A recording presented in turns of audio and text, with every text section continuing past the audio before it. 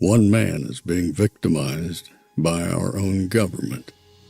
One man whom they fear, yet who millions love. One man who is willing to take the poison arrows of lawfare. One man whose voice has been taken away by a corrupt judge operating in a corrupt system. One man who has been ridiculed and insulted. One man who refused to back down. One man who refused to back down. One man who refused to back down. One man who stands between us and them. One man that wants to see America protected again. One man who wants to see America prosper again. One man who understands that a man is a man and a woman is a woman. One man who understands and protects the blessing of life. One man who wants to restore American exceptionalism. One man who once again wants to make America that shining city on a hill for all to see. A place where all the people of the world glowingly set their eyes upon. America. One man who unashamedly wants to make America great again. That one man is Donald Trump.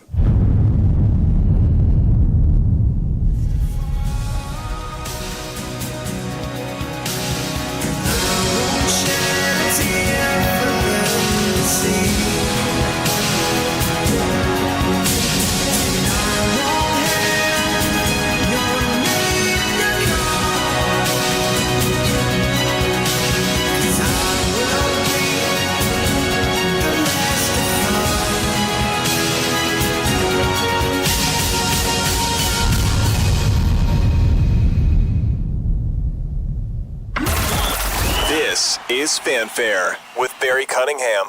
All right. It's Saturday afternoon, man. We've got a long day, a bunch of activities here for you. This one kind of popped up on me. I don't know if you guys have been following the Faith and Freedom Coalition, but I saw a speech yesterday. I'm going to do a video on it that just blew me away. I'm just going to leave it at that. There's a speech that I have to make a video about. And as I was watching that speech, I'm like, oh my God. Trump is headlining this event as well, so he's got two events today. This man who wants to be president has two events today. He's got this one expected to go on stage at about 1:30, and then of course after this one here, then he's got to fly to Philadelphia and he's got a rally tonight in Philadelphia. At which point I said to myself, hey man, this guy's older than you. You need to get your ass out there and get on and make sure you bring all this information to people, because the way things are going right now, I think every positive statement that we can make about Trump being president has to be said. I am so sick, not just of the Dems. We know what the Dems are all about. They're pretty much, not worth discussing. I saw this video with AOC. I'm going to put that up. She's nuts. They're all nuts, absolutely nuts. And what's going on with the debate? The debate might be a scam as well, but we'll see. But in any event, what I want to bring you up to speed to everything that's going on. We got this event today. At 1:30 he speaks. Let's say he speaks for an hour or so, 2:30, 2:45. Boom, we're going to cut the feed. And then, at least we don't have to fly to Philadelphia, but then we got the nighttime show, which basically at 6:30. So I want to let you know everything that's coming up. So what do we got coming up? Well, let's go here. At 6:30, we've got, hold on, I'm looking at, I'm just watching, listening. I'm listening in the other way. We've got the 6:30 Philadelphia rally tonight. Then after that, just announced, is the 28th rally in Virginia with Glenn Youngkin. So you guys are gonna have to come to both of those events. And then in between, sandwiched in there, we've got the debate. So we've got this event. we've got tonight in Philadelphia. Then Thursday, we have the debate. And then Friday, we've got the rally in Virginia. Whew. I don't know how he keeps up with it. I mean, the guy's 78 years old. I know he travels in the best of possibilities with that Air Force plane that he's got, basically, the Trump Force. It's a fantastic jet, so I'm sure he's able to rest comfortably, but still, what a schedule. This guy is burying Dementia Joe. It's embarrassing at this point. So it just amazes me how he can continue to keep up this kind of schedule. So I just hope you guys are hitting your notifications. Come on, show some love and click that like button. So tonight, make sure you come tonight because we're going to be giving out some prizes. And I may give some out today, depending how I feel, how it feels about things. But while we're waiting, I think that pretty much says where we are. Just don't forget to hit the like button. Get your notifications when you subscribe so you know that when we go live, because YouTube is doing everything they can to basically tamp down conservative voices. So get ready, man. Get ready. MS666 says, where'd that go?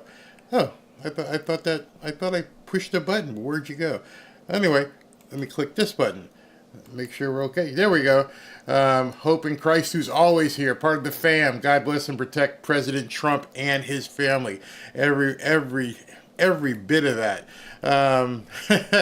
No rest for you. You are a true patriot. Like I told you guys yesterday, last night was yesterday was my wife's birthday, so I got off the air. We went out to dinner. Told you yesterday for her birthday I was going to see if I could buy her a car. We went and bought a car this morning. Then we came home. I'm jumped on here. Then we got the rally tonight. So yeah, it's a lot to go, lot to do here. Yes, we did pick up the new ride for the wife. She got a BMW X5. She's gone to the SUV side of things. Tommy Lawrence needs to go too. Where? What do you mean? What did Tommy do? Tommy's my boy. Maybe he's got a different handle going on right now. Waiting to know the excuse why the debate doesn't happen. You know, I feel that way, like we're waiting for the other shoe to drop myself. I don't know what's going to happen. I have a video coming out, maybe today if I've got time in between rallies here to put that video up. But something just isn't right. I don't know. Something just doesn't feel right. I think it's almost a huge setup for Trump. I think that they're going to try and... one of the things I heard somebody say, and this made a lot of sense, they don't have anything. They're losing their ass. They're getting destroyed. And so if somebody had told me, or I read something on Twitter, it was like, the moderators are going to be working on Biden's behalf to basically do whatever they can to embarrass Trump. I firmly believe that. So one of the ways that they may try to do something is to ask him some questions about the New York trial. Well, of course, he can't answer those questions about the New York trial because he still has a gag order. So I could imagine Jake Tapper saying something and asking him a question about the New York trial to elicit one of two things. Either to get Trump to violate the gag order or to continually say on air in the biggest audience political history, I'm under a gag order for my trial. Oh, we're sorry. You can't answer that, huh? That's right. You're under a gag order. So let's move to our next question. And then wait 3 or 4 questions and ask him another question about the New York trial. Or get Biden to ask him a question about the New York trial. Where he's got to say, hey, you guys know I'm under a gag order. What are you doing here? Oh, that's right. You're under a gag order. I could see that happening over and over because they think that they can embarrass this guy. And obviously, my wife likes to say they've got blinders on, and I'm beginning to believe her because that's not going to work. That is definitely not going to work at all. We all know he got convicted in a sham trial. Independents know he got convicted on a sham trial. The blacks know he got convicted on a sham trial. The Hispanics know he got convicted on a sham trial. Everybody knows that. If you want to keep pushing that, and if you want to keep pushing this January 6th narrative, which may get blown out the water before the debate. Imagine that. The Supreme Court is going to come up with a ruling, probably Wednesday or so. So they may come up with a ruling, or the judge down here in Florida may come up with a ruling. So her ruling may be, hey, listen, Jack Smith, who's prosecuting Trump, was not appointed legally. We're throwing the case out. Supreme Court may say, you don't have full immunity, but you've got enough immunity that will basically destroy these cases. All kinds of things in the next 4 or 5 days are going to blow up. There's so much that could potentially happen here. It would be awesome if somehow something happened where they did rule in his favor. Oh, wait a minute. I got to go back. The SCOTUS ruling from yesterday may be in his favor. The SCOTUS ruling yesterday said that you have to have a unanimous jury to convict on every single count. Obviously, that didn't happen in New York. They made it up. So that may get thrown out. So I don't know what's going to happen. But there's so many things right now that could potentially happen that it spells more doom for Dementia Joe than it does for Trump. So the numbers, I guess, depending on what poll you listen to, Rasmussen had Trump up by 10 points. 10 points. And that's why he's headed down to Virginia, because Virginia is really close. And with Glenn Youngkin being there with him, who knows? They may flip Virginia. William, you're absolutely right. America's on trial. It's ridiculous. Yeah, I gotta get this cut of Judge Judy. She made a good point. I don't know. Have you guys seen a video from Andrew Cuomo, the former governor of New York, the state of New York? He said yesterday on Bill Maher's show that this trial would never have made it to court. They only did it because Trump was running for president. That's the Democrat former governor of New York, which means more than likely he would have thrown that case out. Let's pray for my brother Chris. It's been a few weeks. None of my family know where he is. Last time I heard from him was April 13th. Oh my God, man. Yeah, for sure. Pray for that. Yeah, absolutely. Sorry about that. Let's see. All Trump has to say. Yeah. Yeah. If Trump just directs the conversation back to the issues, he's done. They're going to talk about January 6th. They're going to talk about convictions. They're going to talk about removing babies. They can't talk about the top 5 things that people want to talk about. People care about economy, number one. There's nothing that Dementia Joe can talk about. Nothing. They can't talk about taxes. Dementia Joe wants to raise taxes. Can't talk about gas prices. He dumped all the oil in the strategic reserve. There's nothing he can talk about. I'm just wondering how they're going to have a 2-hour debate and ignore all the things that people actually care about. You can't possibly have a 2-hour debate or whatever long it's going to be where you're going to talk nothing about baby removal or climate change. You lose your audience. Everyone will be like, yeah, can you get to some meat here? But that, I guarantee you they're going to have an overabundance of those things, those questions, because there's nothing else for them to talk about. He can talk about diapers. Oh yeah, and they're going to bring up war and all this. They can't. I don't know what they're going to talk about. Trump will crush the debate. The stiff Joe facilitated the last years and disgusting. So something interesting happened with the whole rules of the debate. I don't know if you guys have been following this at all. But there was a rumor that they wanted to have Joe sit through the debate. And all this week, people kept saying they're going to be sitting, they're going to be sitting. Come to find out yesterday, no, they will be standing. And the Biden campaign actually told CBS News, Dementia Joe has to practice standing for 90 minutes. I'm like, are you kidding me? You have to practice standing for 90 minutes? Wow. Just wow. So I don't know if they're going to try and put some sort of implant in his ears to get him the questions, but nobody can understand how he's going to stand up there for 90 minutes, talk to people, field these questions that he supposedly doesn't have in advance, and we're going to know. We're going to see it. We're going to see. And here's the biggest thing. This is the biggest thing I've been checking out. There are so many people, and I mean so many people, who are talking about him being doped up. It's almost a given that we're all saying the same thing. Oh, they're doing blood transfusions. Oh, trying different cocktails to see what keep him most alert. How sad is it that most of the country now believes that the only way Dementia Joe can get through this debate is if he's doped up? There's no doubt. I bet you if they did that poll, I would love to see somebody do that poll. What percentage, or question would be, do you think that Joe Biden would have to be doped up on something in order to get through this debate? I bet you it's in excess of 70%. But in reality, it's probably over 90 because the Democrats believe it too, but they'll never admit it in public. So how sad is it for America that our current incumbent resident at the White House, that most people feel he will be doped up on display on Thursday night? To me, that's a pitiful, pitiful thing that we have to worry about. Absolutely. Quote, Biden will have a medical emergency. If that happens, it's over. Just mail it in. At that point, they're going to have to get him out and try to find someone.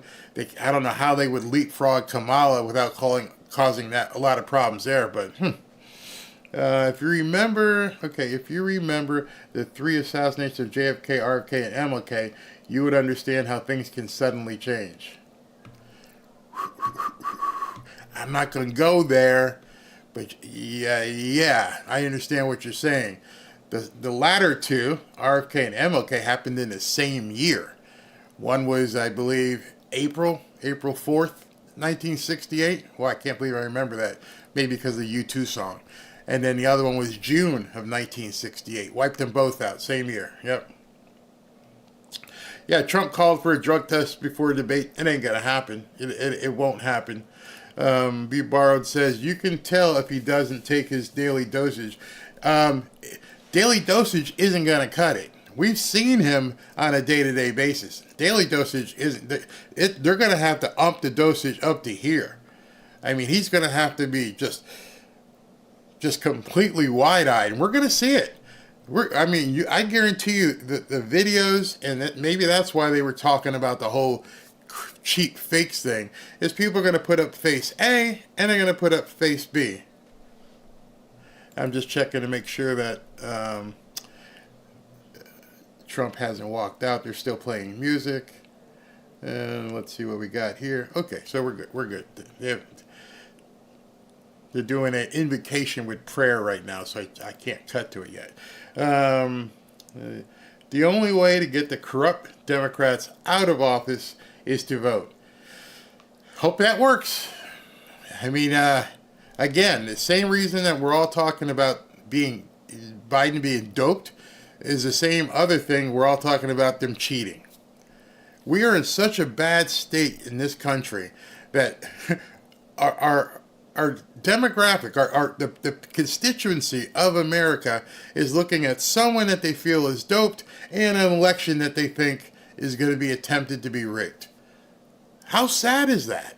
Where did we lose our way to the point where we can't even trust any part of this government? Some of them Republicans as well. I'm pissed off at a lot of the Republicans. I mean, I don't know what some of these guys and gals are on in terms of, why they do what they do. Maybe it's just money. Maybe that's it. But it's both sides. Joe called Elon Musk. He put the computer chip in. Fighting communism, both foreign and domestic. Elsie, you're absolutely right. I'm sure there's a ton of people. We all feel this way. And again, I just say it again. How bad is it that Americans can't trust their government to do the right thing? That we're thinking about seeing a guy doped up on Thursday, and we're worried about people doing that in elections. And on top of all that, an expressed motivation to censor people. Think about that. Hey, listen, he might be doped up. These elections might be full of cheating. And eventually, before November, you're not going to be able to talk about it. You're going to see stuff and no one is going to allow you to talk about it unless you're on Twitter, where Elon Musk can probably just let it go. But I guarantee you here, and I point here meaning here, Facebook, TikTok. TikTok has begun banning certain things. It's crazy. Hey Tommy, how you doing, buddy? Your new handle must be working. We patriots must remain vigilant. The fix is in already. They're desperate. Are going to try anything and everything. Yeah, I believe that. I could see that happening. And it's funny that you say that is because some of you guys know that I have a new sponsor. I'm going to play my little vignette here. And part of the reason I have this new sponsor is because I believe in it myself. I believe that we are in such trouble that people better start doing some hedges. Understand how to make sure you're protected, make sure your family's protected. So take a listen to this. If you've watched my videos, you know that I've often referred to my dad came from Jamaica. He was an immigrant. He came the right way. And then he worked and busted his hump here in America to build a business. What you may not know is that he was so proud of America, he joined the Army. He even talked my brother into going to West Point. I didn't go that route myself. Didn't want to join the Army.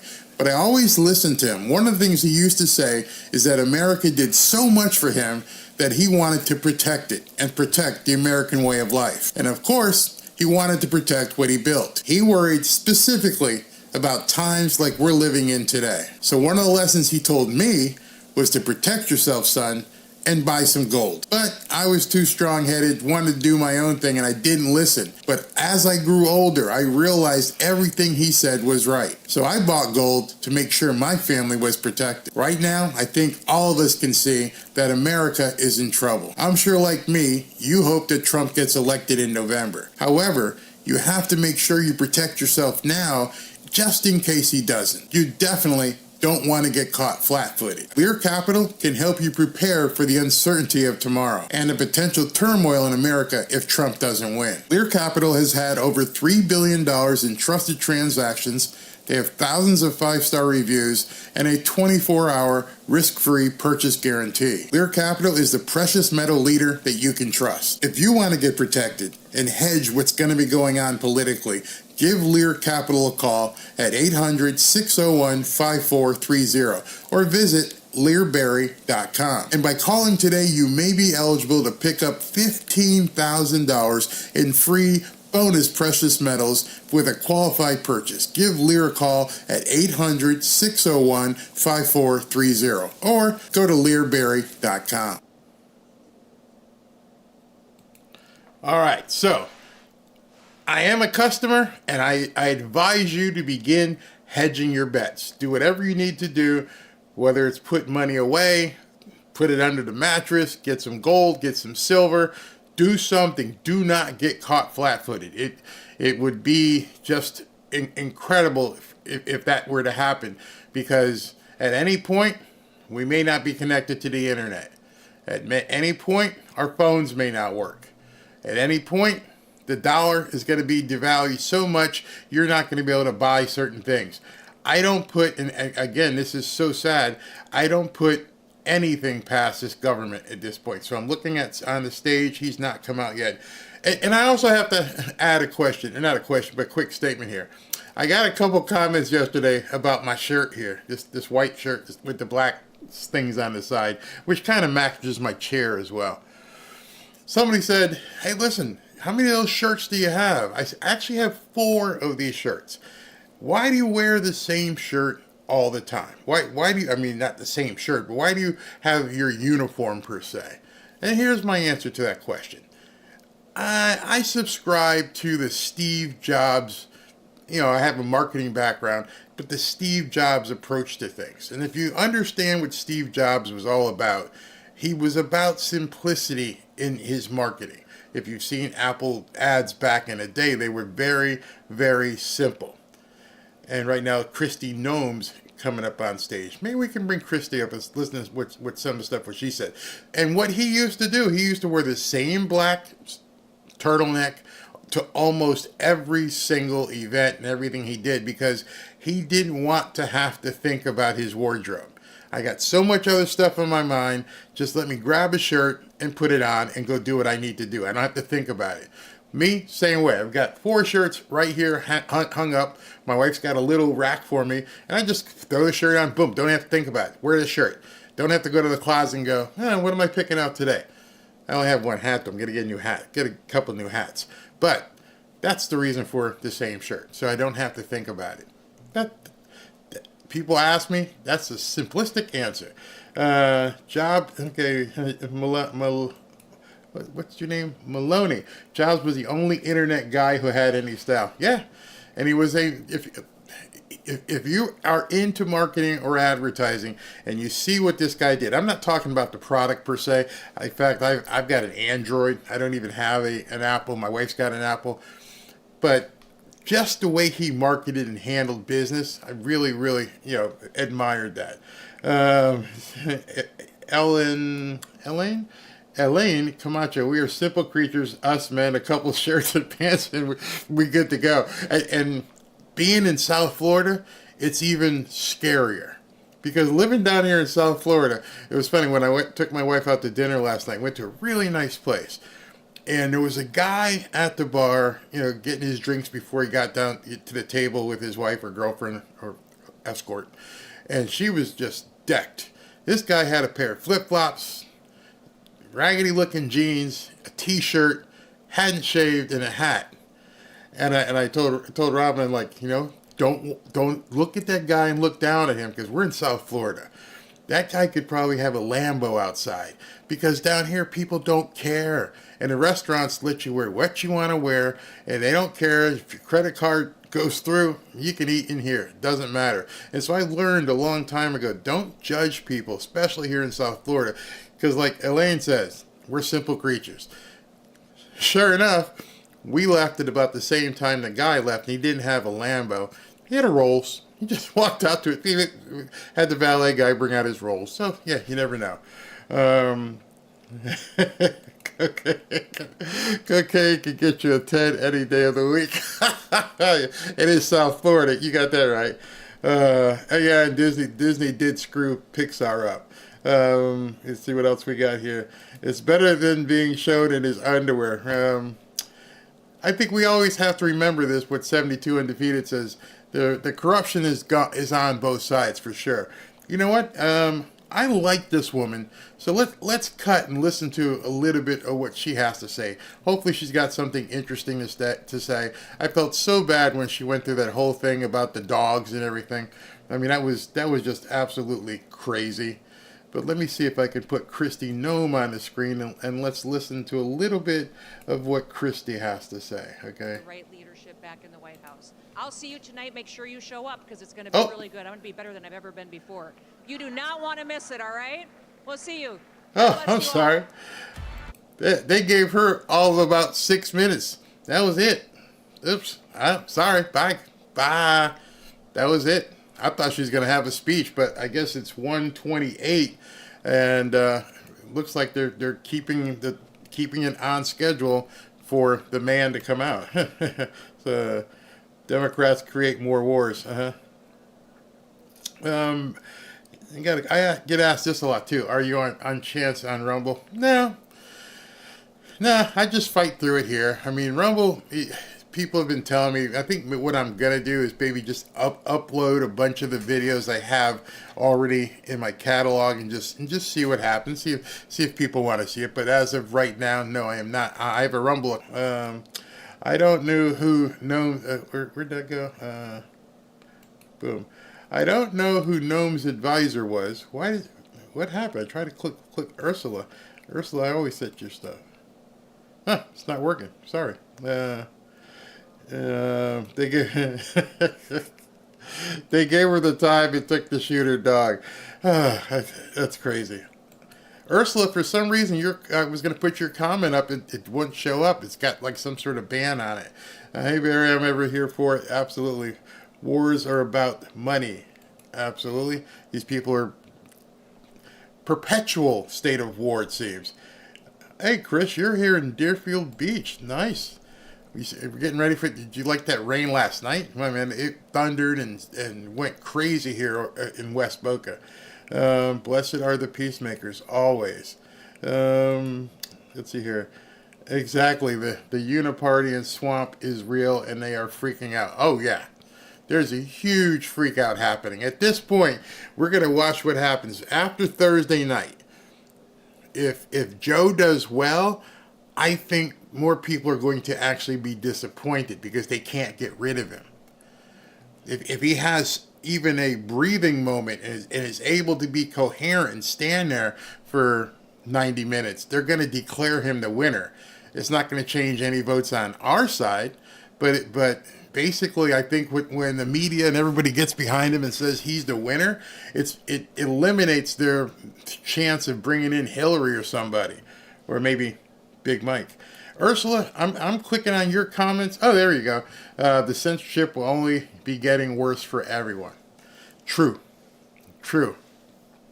Hopefully, when he gets elected, he can fix that because it's bad. I mean, there's another guy I speak to who they basically cranked his stuff all the way off. I mean, he's basically getting no views right now. My channel has been basically somebody pumped the brakes on it. It's getting really bad, really bad right now. Which is why I had I wanted to buy gold, but when they approached me about working on a partnership, I'm like, yeah, I could definitely use that. Yeah, sometimes I do feel like that.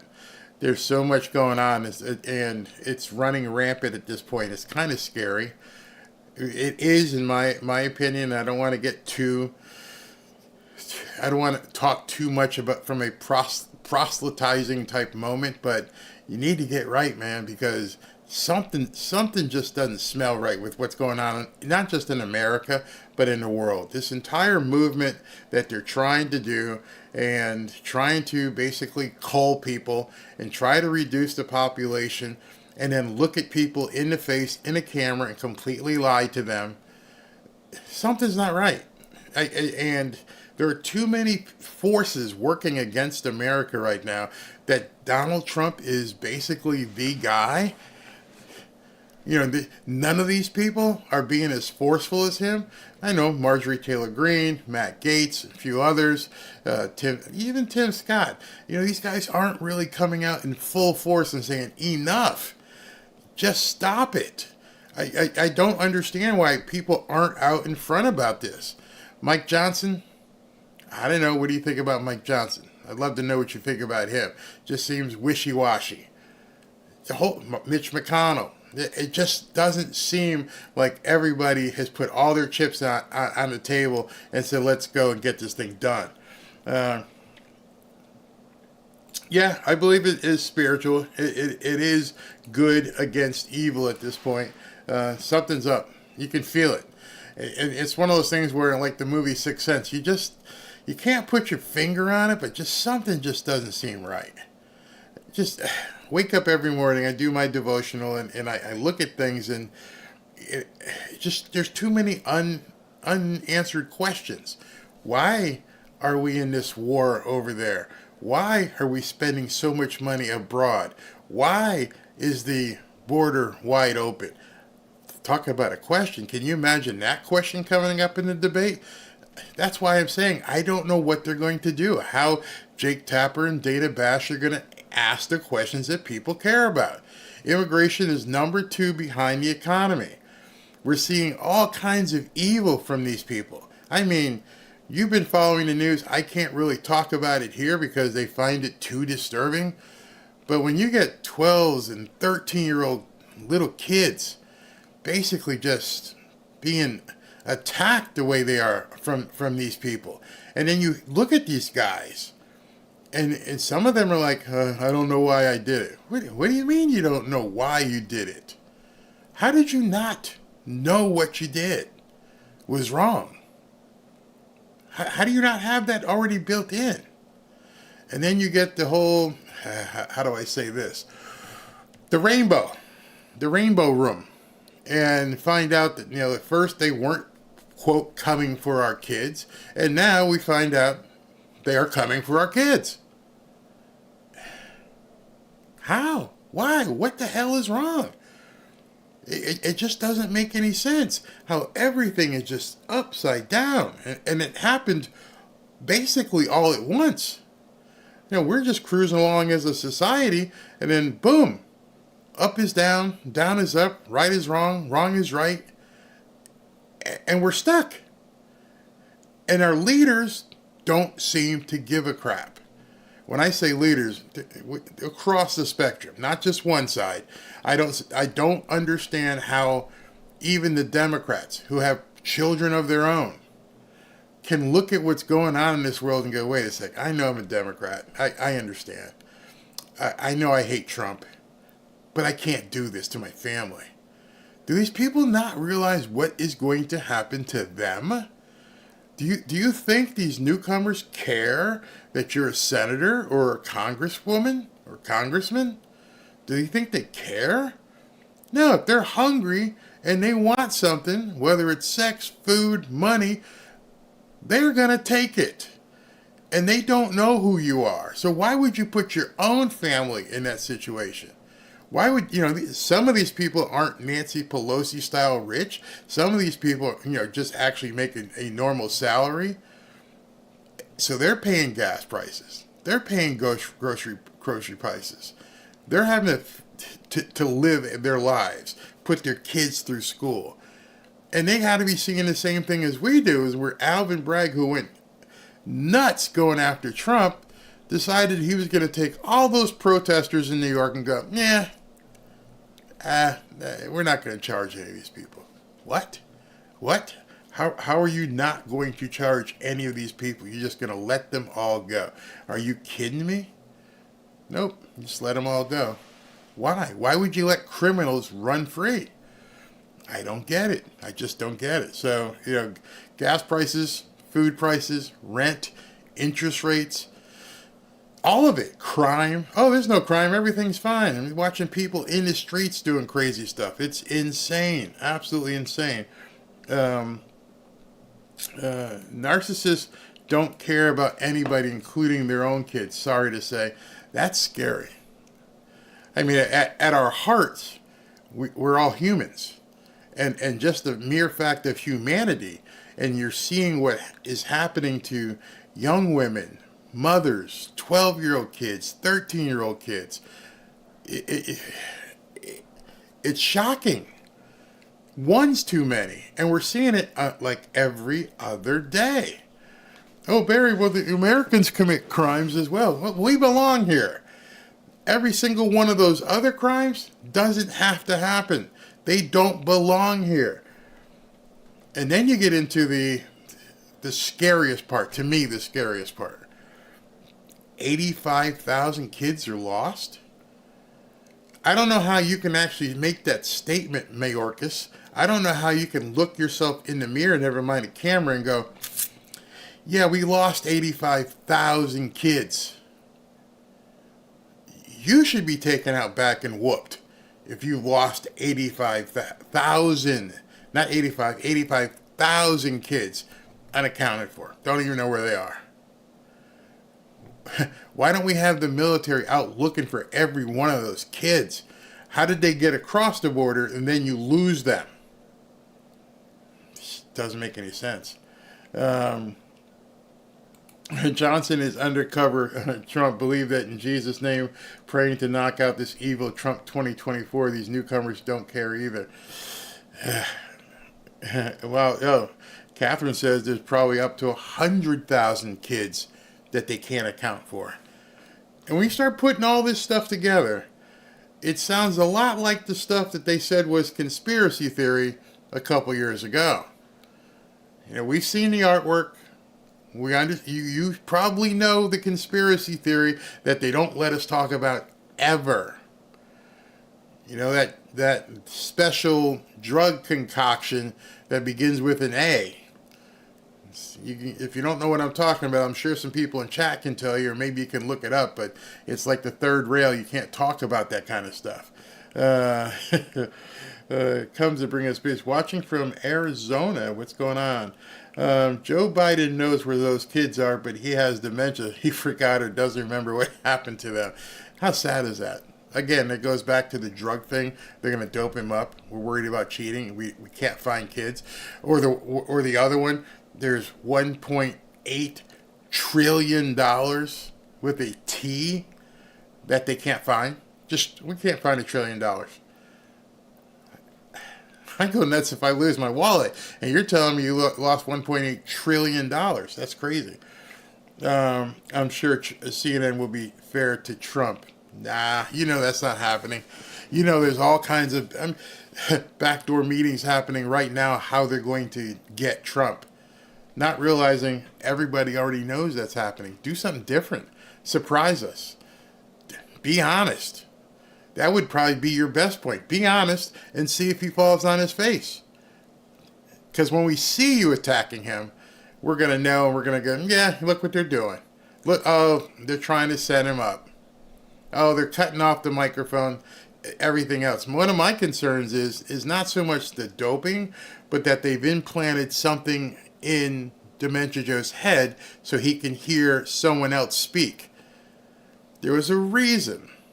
And to me, this was the most telling rule that they put in this debate. The most telling rule. I could even go for muting the microphones. Okay, I'll give you that. But when you said you don't want anybody in the audience, is because you don't want the cheering. You don't want people clapping and making noise, because that would interfere with what the guy could hear in his ear. If they ask him a question and there's people talking and yelling or whatever else, I'm like, oh, he can't signal I can't hear. People would know at that point. Again, this is something else we have to worry about now. Are they going to try that too? Is that something they might try? Yep, they might try. They drain the reserve on purpose so Trump wouldn't be able to fight a war. Yeah, that could be. Or just make sure that we all get hurt.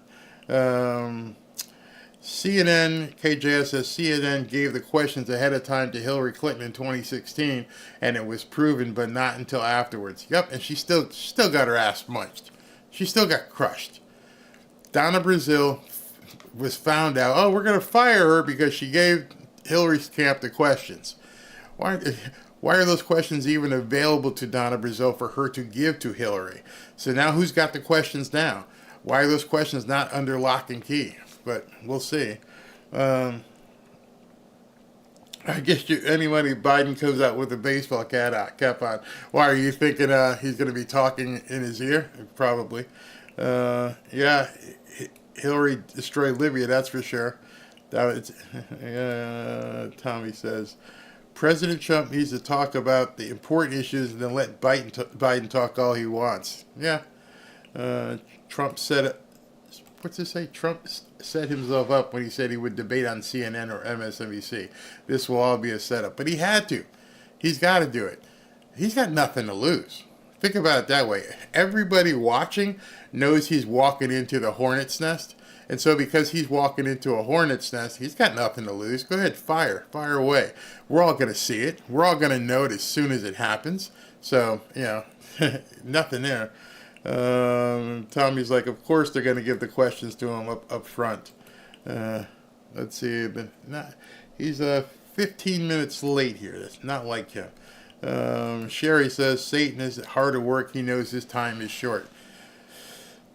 Yeah, I believe that. Chris says microphone and speaker in the ear. Yep, I believe that something's going to be happen. What is this? Hillary equals Jezebel. If they put something in his ear, okay. I want. If they put something in his ear, Joe will forget about it, and then he will start talking to himself, and people will really see. That's why they're gonna. Can you imagine if they juice him up so much, which is they're gonna have to. But if they juice him up so much, he basically short circuit on live television. I mean, I don't know what his heart is like. Obviously, they've kept everything under wraps. We don't know what his physical condition is like.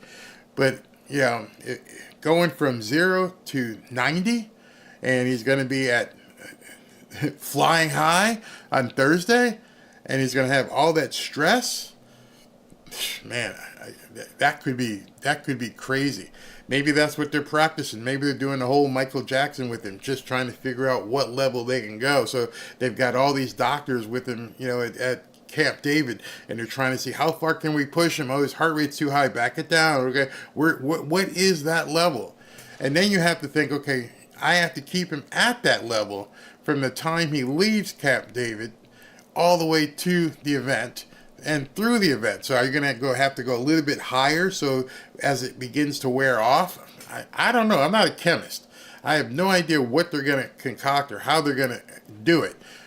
But I don't know. Is he going to bring out that orange Gatorade bottle and have that on stage with him? And that's got some pick-me-up in it? Don't know. Or, as some people have said, which is the most far-fetched, and if you would ask me a year ago, I'd be like, nah, that's never going to happen. They couldn't do that. Could he really have a body double? I don't know. And I think the man is about to walk on stage. They just ran some music. Yep, here we go. Oh, no, not yet. The founder. Now, this is an interesting event. When I looked up this event, the Faith and Freedom event, and I looked and started digging in, they have a huge amount of speakers over these three-day period, and it's all about Christian values, which I know is driving the left just absolutely bonkers. That all these politicians are here. I mean, just so many are here at this event today, and they're basically talking about bringing America back to God. And I'm sure that's driving people absolutely bonkers.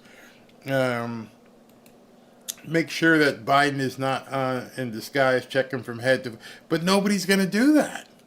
See, I understand what you're saying, and I understand there's some other people thinking it might be a body double or something, and people are like, they're not going to do anything. Nobody has access to him. So whatever condition or whoever he is when he strolls out on stage, he's just going to do it. And I'm sure there'll be a lot of people watching, a lot of people checking height, a lot of people checking weight, looking at facial expressions, looking to see, there's been some stuff about his chin. Is it sagging? Is his hairline different? His hands? Because all we can see, the only thing we can see are height and weight and his hands and his face, obviously. So we have no idea what they're going to be doing and how they're going to be doing it. Yeah, this is scary. Okay, where was that? Yeah, Marion Brindley said, Steven Spielberg has been spending a lot of time with Biden in his Delaware house. What do you think he's doing? You see where we're going? I mean, you think about what you just said and what we've been talking about. And we're talking about drugs, and we're talking about cheating elections, and we're talking about body doubles, and we're talking about all these things that a country cannot possibly survive when you have that kind of doubt in the population. It's at the point where I don't think anybody is going to have 100% perspective on what they see, which I think is why it's important that this event here today is basically put your trust in God at this point. All right, so Trump is taking the stage. I can't hit the button yet because they're playing the Lee Greenwood song, but he just walked out. And let me see if I can cut to it, but cut the music. All right, so the music is cut. What I'm going to need you guys to do is when he starts talking, I want to adjust the volume to make sure you guys can hear. So you have to let me know. But they're still playing the song. That guy with him is I wouldn't say CEO, but the director of the coalition that put this event together. I think they bring him out too early. This isn't like a rally where you can just run around and just cheer. So he's standing there waiting for this song to end, I can't sing it. If I sing it, I think they'd probably give me a problem as well. The sad truth is, the sad truth is that everyone knows Joe can't win without cheating. Yep. And all these people on the left would be perfectly okay with someone who cheated. They'd be fine with it. Yeah, it should be a mandatory drug test. You got to play in the NFL, you got to take a drug test. Play in the NBA, you got to take a drug test. You got to get a job at Amazon, you got to take a drug test. And this is the biggest job in the world, and you don't have to. I've always said that there's a remote control implant that will be giving him small doses periodically. Interesting. I didn't think about that. They could put some sort of thing on his waist or something where it's timed release. Very, very good. Oh, yeah. That's I didn't even think about that. IQ test would be sufficient. There's no way that Biden can memorize the questions. No, if they're doing that, that would be just insane. All right, so we're winding up on the song here, and they just ended the chorus, and he's about. You guys got to let me know if you can hear this to let me know if I need to raise the volume or whatever. All right, he's walking up to the microphone, as you can see. USA already. So let me know. Do I need to go louder? Thank you very much. And I'm delighted to be here. Yeah, I gotta raise Faith that. and Freedom Coalition's Road to Majority. What a big deal that is. Road to the Majority How is that? How's that volume? It's a big event, and there's a lot of people outside wanting to get in. If anyone would like to give up their location, please raise your hand immediately.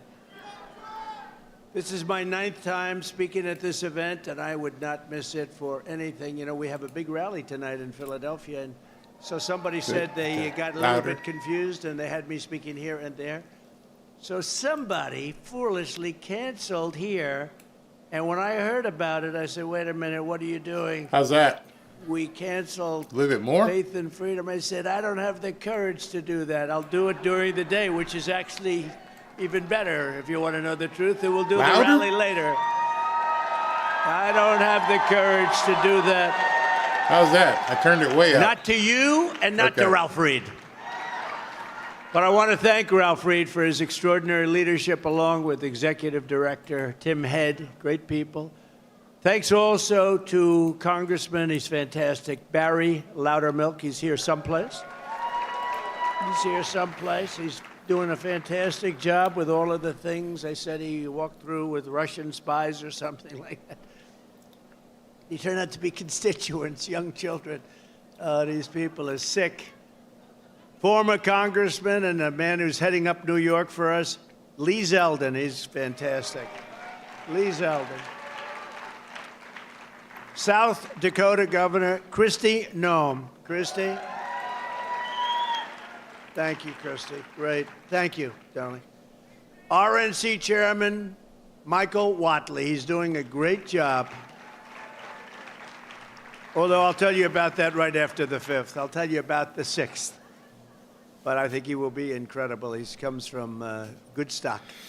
Comes from North Carolina, and they didn't have any votes stolen in North Carolina. That's why I said he's the guy. He watched that voter fraud more than anybody. A friend of mine, a man who got me involved in this whole deal, not this one, I mean like 8 years ago, he thought we could do something, and we played around with it, and I said one day, let's go, Corey, let's go, let's do it. Corey Lewandowski. Thank you, Corey. Thank you. He's a good man.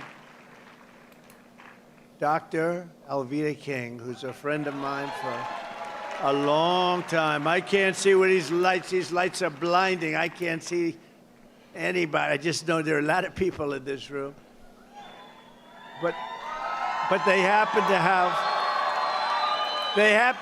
the lights in a nice angle. It's just perfect. I can't see a person here. Nobody's going to be watching the debate on Thursday night, right?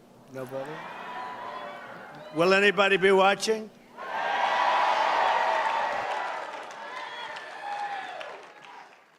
A friend of mine and a great businessman and developer from New York and various other places, including Florida, Steve Witkoff. Steve is here. Thanks, Steve. Look at that hand you get, Steve. You got to run for politics. And Moms for Liberty co-founder Tiffany Justice. I love that name. Tiffany, that's the greatest name. I love it. And thank you for your endorsement and your help and everything, Moms for Justice. I'll tell you, they have Moms for Liberty have been great, and Tiffany's been so incredible. So I appreciate it very much, Tiffany Justice. One of the best names I've heard in a long time.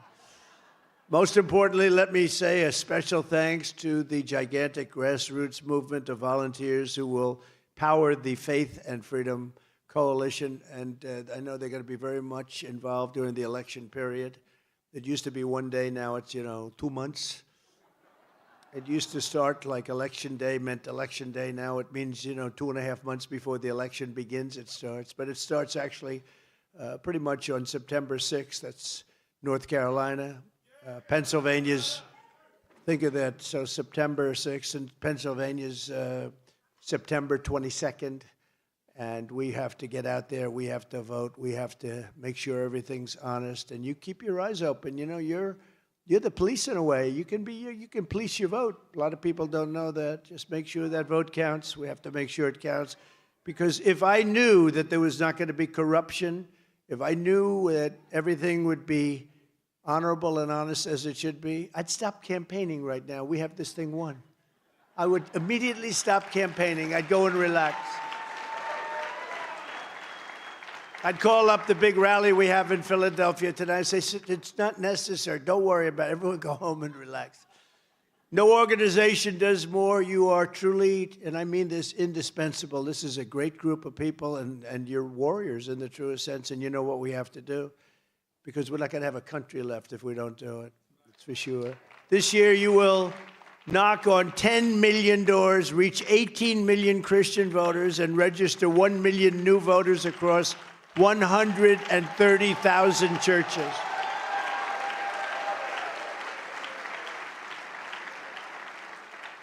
And I hope you can put the lock boxes in the churches, because that's what you should be doing. You should have lock boxes. These boxes that they cheat with so badly. You should put them in your churches, because, the evangelicals and the Christians, they don't vote as much as they should. I don't know if you know that, They go to church every Sunday, but they don't vote. And we have to make sure they vote just this time, because all you have to do is this time. You don't have to worry about it, because we're going to straighten it out very fast, just this time. Go vote. But, they have it's very interesting. The NRA gave me a very big endorsement, and we were talking about it. And gun owners don't vote very much. I mean, I'm saying this is just statistically, we have to get people that own guns have to go and vote. You own a rifle, you want to keep your rifle, you better go vote, because the Second Amendment is under siege, and you have to vote. And who would have known that? I think it's sort of a protest. You're so angry about what's happening. But this is over years. Gun owners don't vote much, meaning, some vote, but not, relatively speaking, not that much. And Christians go to church, but they don't vote that much. Do you know the power you have if you would vote? It wouldn't even be. So you got to get out and vote just this time. I don't care. In 4 years, you don't have to vote, okay? In 4 years, don't vote. I don't care. But we'll have it all straightened out, so it'll be much different. Of course, then they'll come in again, and they'll ruin it. We'll have to do this all over again. Then we'll come back and say, you have to go vote. Working side by side, we're going to defeat crooked Joe Biden. We're going to defend our values, and we're going to make America great again. And this will be the most important election in the history of our country. I believe that. I used to say it, 2016, we had a border that was bad, but the border was bad, but it was like, I call it peanuts compared to what we have now. That was like a great border. If we had that border now, it would be like great. It was really bad, but it was just a tiny fraction of what it is now. Now it's the worst it's ever been. I would say it's the worst border anywhere of any country, anywhere in the world, at any time. In less than 4 years, Joe Biden has obliterated the borders of the United States. We don't have borders. We don't have borders. We don't have elections that are proper. We don't have anything. And you know what we want with elections? We want paper ballots, same-day voting, voter ID, and we want to ensure that people are citizens. A little thing like, let's make sure you're a citizen, right? They're bringing these people in. They're trying to get these people registered to vote. They don't speak a word of English, most of them, and they come from all over the world. That's what they're doing. I said there was only a few things that could it be. They're stupid. Well, they're not stupid. Nobody could cheat that well if they were stupid. They're not stupid. Then the other is they hate our country. That could be. But the third thing is they want to register people to vote. That's, I think, what they really have in mind. So we have to be very careful, and that's where Michael Watley will do the job. That's where Susie Wiles, who's here right now. She's fantastic, and she'll do the job. And Lara will do the job. Lara Trump, who's fantastic. She's fantastic. But Crooked Joe wrecked our economy with brutal inflation and $2 trillion deficits. Did you hear our deficit is going to be $2 trillion this year? $2 trillion.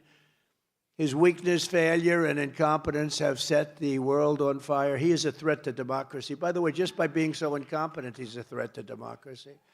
His Marxist administration is pushing radical gender ideology into every school, and I'm sure this group is not particularly happy with that. And Crooked Joe has demonstrated an amazing ability to, he's just to demolish the rule of law by arresting political opponents, dissidents, Christians, pro-life activists like a third world dictator would do. It's a disgrace what's happened to our country in such a short period of time, 3.5 years. What's happened to our country, it's not even believable. Our one chance to save America from these left-wing fascists is less than, it's now 4 months. Can you believe it? I've been saying 7, 6, 5. It's now we're in between 4 and 5 months from now, November 5th, going to go down as the most important day in the history of our country. I'm telling you, because we're not going to have, I hope we can get there without ending in a world war. Russia's got submarines now very nicely in Cuba. You know where Cuba is? It's about 2 feet away from Florida. No, they've got ships there. And they're talking about, going after Russia in Ukraine and giving them authorization to go after Russia. Where's this thing going to? And I've said it, I will get that war solved. If there's anything left, I'll get it solved as president-elect before I ever get into the White House. But we need Christian voters to turn out in the largest numbers ever to tell Crooked Joe Biden, Joe, the apprentice, Joe, you're fired. You're fired, Joe. Get out of here, Joe. You're no good. You've been the worst president ever. You're fired, Joe. Get out. No, worst president in the history of our country. As you know, the radical left is trying to shame Christians, silence you, demoralize you, and they want to keep you out of politics. They don't want you to vote. That's why you have to vote. They're counting on you now. Because if you vote, no, we cannot lose. They don't want you to vote. But Christians cannot afford to sit on the sidelines. If Joe Biden gets back in, Christianity will not be safe in a nation with no borders, no laws, no freedom, no future. They're not going to be safe. You're not going to be safe as a person, and your religion certainly will be, I think, in tatters. You want to know the truth? I think in tatters. You see what they're doing. And I don't know, it's a little bit less to do with this room, but we all care. What's going on with Catholics? They are being persecuted. Catholics, what is that all about? By this man that has no idea what the hell is happening. And by the way, I don't believe it is him. I think it's the people that surround him, the fascist communists, the young, very smart, vicious people, because I don't think he knows he's alive. You want to know the truth, okay? The reason the radical left will always come after religious believers is simple, because they know that our allegiance is not to them. Our allegiance is not to them. Our allegiance is to our country, and our allegiance is to our Creator.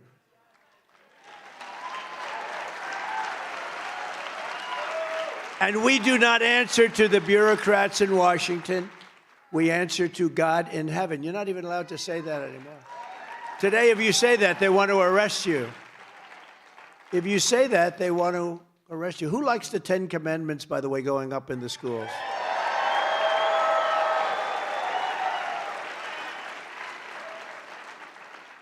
They think it's such a bad thing. I said, has anyone read the thou shalt not steal, has anybody read this incredible stuff? It's just incredible. They don't want it to go up.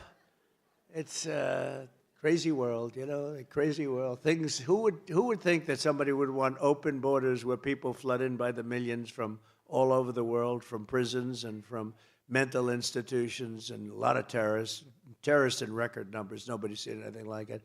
Who would think that's good? Who would think that, like a little thing, it's so embarrassing even have to say it, but I say it because it's a big political deal. Who would think that men playing in women's sports is okay? Who would think that? I have to say it. Who would think it? It's all, open borders. Who would think it? Who would think this stuff? But in my first term, I defended Judeo-Christian heritage like no president in the history of our country. And with your help, I will continue to fight for our values and our civilization for 4 more years in the White House. We're going to straighten it out. We're going to straighten it out fast. It's going to go fast.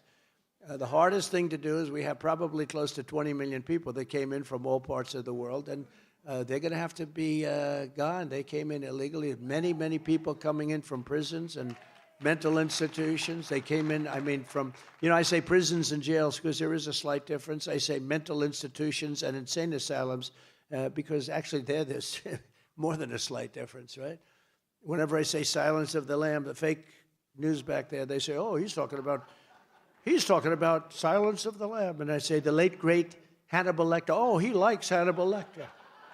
No, they're crazy. When I imitate Joe Biden can't get off a stage, I walk into a wall purposely. I look at that wall. Oh, that's perfect. Sometimes they don't have a wall. You're freestanding. It doesn't. But I imitate him, and I walk into a wall, and the next day they write, Donald Trump could not find his way off the stage. No. So I don't even do it anymore. These are crooked people. And yet with him, they're trying to say that all of these horrible blunders that he's made over the last week, you don't have to go back much, that he was improperly covered. So they say, in the one case, he had a fundraiser, and Obama could have been more gentle, in all fairness. I think that's a dispute within their own party, because, Obama could have been a little bit more gentle than that, so instead of tugging him off the stage. When you think of it, right? But he made it obvious. But you see that. And then I think 39 different people had their phones up, like you people. You have your phones up. If I did something wrong and I had one camera, then another camera, after you get 39 or so, you say, I guess he blew it. But they said, oh, it was covered so, and they, they changed it, and AI and all this stuff. They didn't do that. That was the way it was. They're all the same.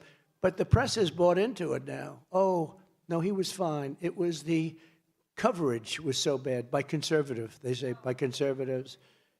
When I equated two people, I equated them. I shouldn't mention the names, but I equated Nikki Haley with Nancy Pelosi. I equated them. They said, oh, he doesn't understand the difference. No, I understand the difference. He doesn't understand the difference between Haley and Pelosi. No, we understand that. I understand a lot of differences. But anything you do, the fake news will take it and turn it. But with him, they take bad stuff and try and make it look good. With us, they take genius, pure genius, and they try and make it look, right? They try and make it look bad. It's the exact opposite. So we actually have to work harder. I told my kids it would be a lot easier if you were Democrats. We have to work very much harder. We have to run the entire East Coast to win. They automatically start with like 38%. They start with 38%. I mean, I could go into why and the percentages, but I don't want to do that because I think we're going to get a lot of that 38%. You want to know that? Like people in unions, not to mention it, like people in unions, because we have tremendous support from the auto workers, tremendous support from the Teamsters, and tremendous. I've hired so many Teamsters. Concrete in New York, it's all delivered by Teamsters. They do a great job. But we're going to have a lot of union support. So I'm not going to say anything. Just think of what we've already achieved, and we've done things that nobody thought possible. Together, we stood up to the communists, Marxists, and fascists to defend religious liberty like no other president has ever done. And I have the wounds all over my body. If I took this shirt off, you'd see a beautiful, beautiful person. But you'd see wounds all over me. I've taken a lot of wounds, I can tell you. More than I suspect any president ever.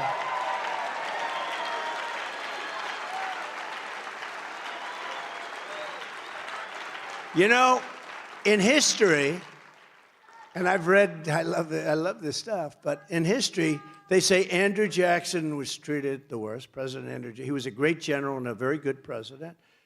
And Abraham Lincoln was second worst. Now, he had a civil war, so, you sort of think that was understood. And now they're rewriting the books. Trump was treated the worst, Andrew Jackson second, and Abraham Lincoln third, but I definitely took top spot. I took top spot. And I'm honored to do it, and here we are looking for more. How about that? I could right now be home. I wouldn't be in court. I wouldn't be in courts all over the land, all started by crooked Joe Biden and his group of thugs.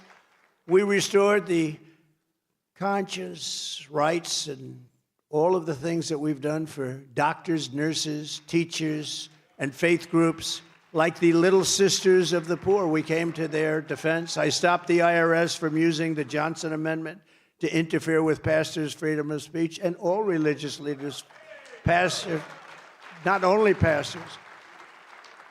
And Joe Biden took it right away, and I will give it right back. We're going to give it right back. You know, a long time ago, I learned about the Johnson Amendment a long time ago. They've basically taken away your rights. You're not allowed, if you're a minister, a pastor, or other religious leader, or a rabbi, if you want to say things that are political, they take away your tax exemptions, and they really destroy you.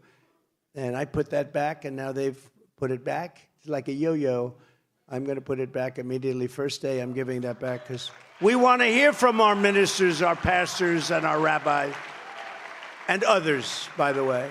I issued guidance making clear that the right to freedom of worship does not end at the door to a public school. I was the first to, and I'm the only president, I think, to convene a meeting at the United Nations to end religious persecution worldwide. The only time it's ever been done. Because you know what? Presidents, they get elected, and then they don't want to get involved. We don't want to get involved, like what I did for Israel as an example, right, with Jerusalem. Every president, for many, many presidents, said, we're going to do that capital. Going to make Jerusalem the capital. They're going to move the embassy to Jerusalem. And nobody did it. And I understood why, because once I got there, I had more pressure put on me from other countries. Please don't do it. Please don't do it. I did it.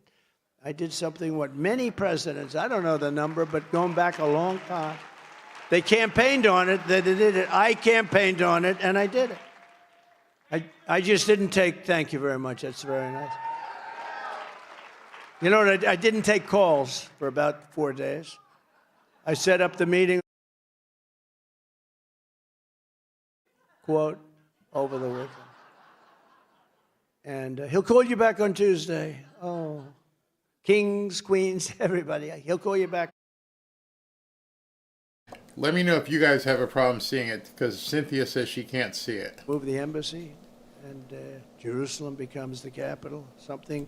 And by the way, that's a small one compared to what I did. I got rid of the Iran nuclear deal. Unfortunately, Biden, yeah, but Biden did nothing with it. And Golan Heights and the Abraham Accords, what I did for Israel, and interestingly, this group is so unbelievably pro-Israel. It's amazing, actually, and I tell you that because in many ways you give it more support than anybody. You give more support to Israel than anybody, so a lot of people really appreciate that. Thank you very much. I can use that. I can use that love. Thank you. Who is the woman? She sounded so nice. Stand up. Oh, thank you. Thank you. It's very nice. And you have a beautiful voice, too. Thank you. When I return to the White House, I will once again aggressively defend religious freedom in all of its forms, and many forms, but we will defend it in every single one of its forms. We will protect Christians in our schools, in our military, in our government, in our workplaces, in our hospitals, and in our public square. In my next term, I will once again appoint a rock-solid conservative, and we are putting in, you know, we put in almost 300 judges and 3 Supreme Court justices to interpret the law and the Constitution as written. It was being interpreted slightly different than that, as you probably noticed. In my first 4 years, we totally transformed the federal bench, and putting in all of these... Hey, Tommy, can you bounce this guy? Actually, a record. Pro-Constitution judges. I withstood vicious attacks to pick and confirm 3 great Supreme Court justices, Neil Gorsuch, Brett Kavanaugh, and Amy Coney Barrett. Good people, too.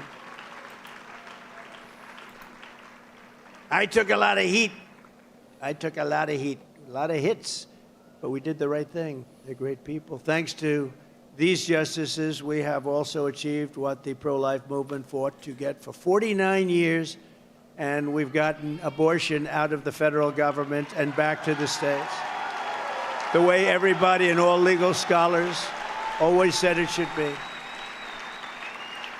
Nobody thought that would happen.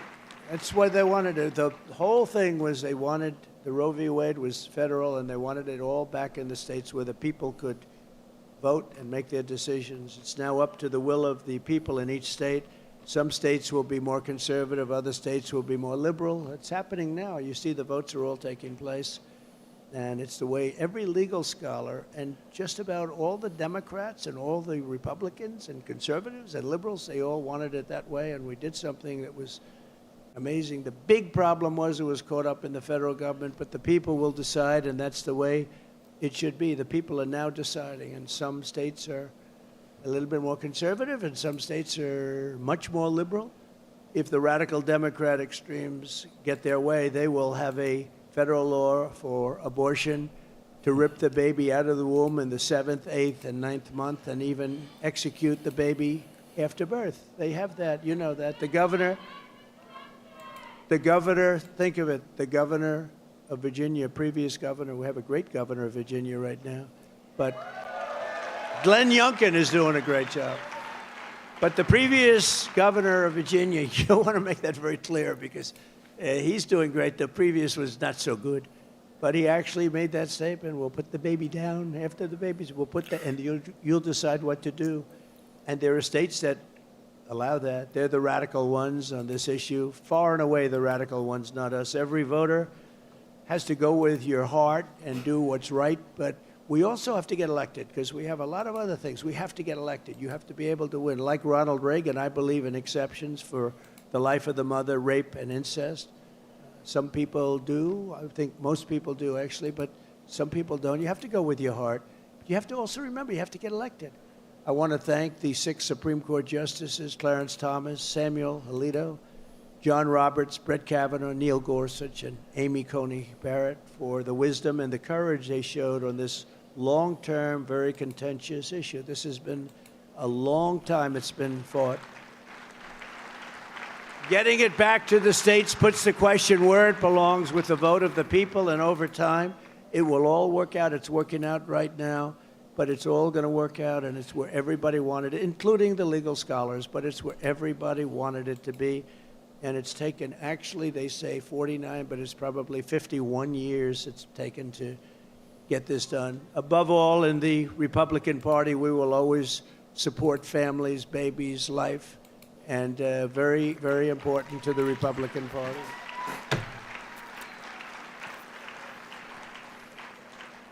By contrast, Joe Biden is weaponizing the Justice Department to viciously persecute pro-life activists and Americans of faith. Just last month, the Biden DOJ got Paula Harlow, a 75-year-old woman in poor health, sentenced to 2 years in prison for singing outside of a class. She was singing, actually, beautiful voice. She was singing beautifully outside of a clinic. And fearing she would die in prison, her husband pleaded with the judge for mercy and even asked to be thrown in prison with his wife. And the judge responded by mocking their religion. He was mocking their religion. I wonder who that judge is. Paula is one of many peaceful pro-lifers who Joe Biden has rounded up, sometimes with SWAT teams, and thrown them in jail. Many people are in jail over this. This is just crazy. We're going to get that taken care of immediately, first day. Immediately.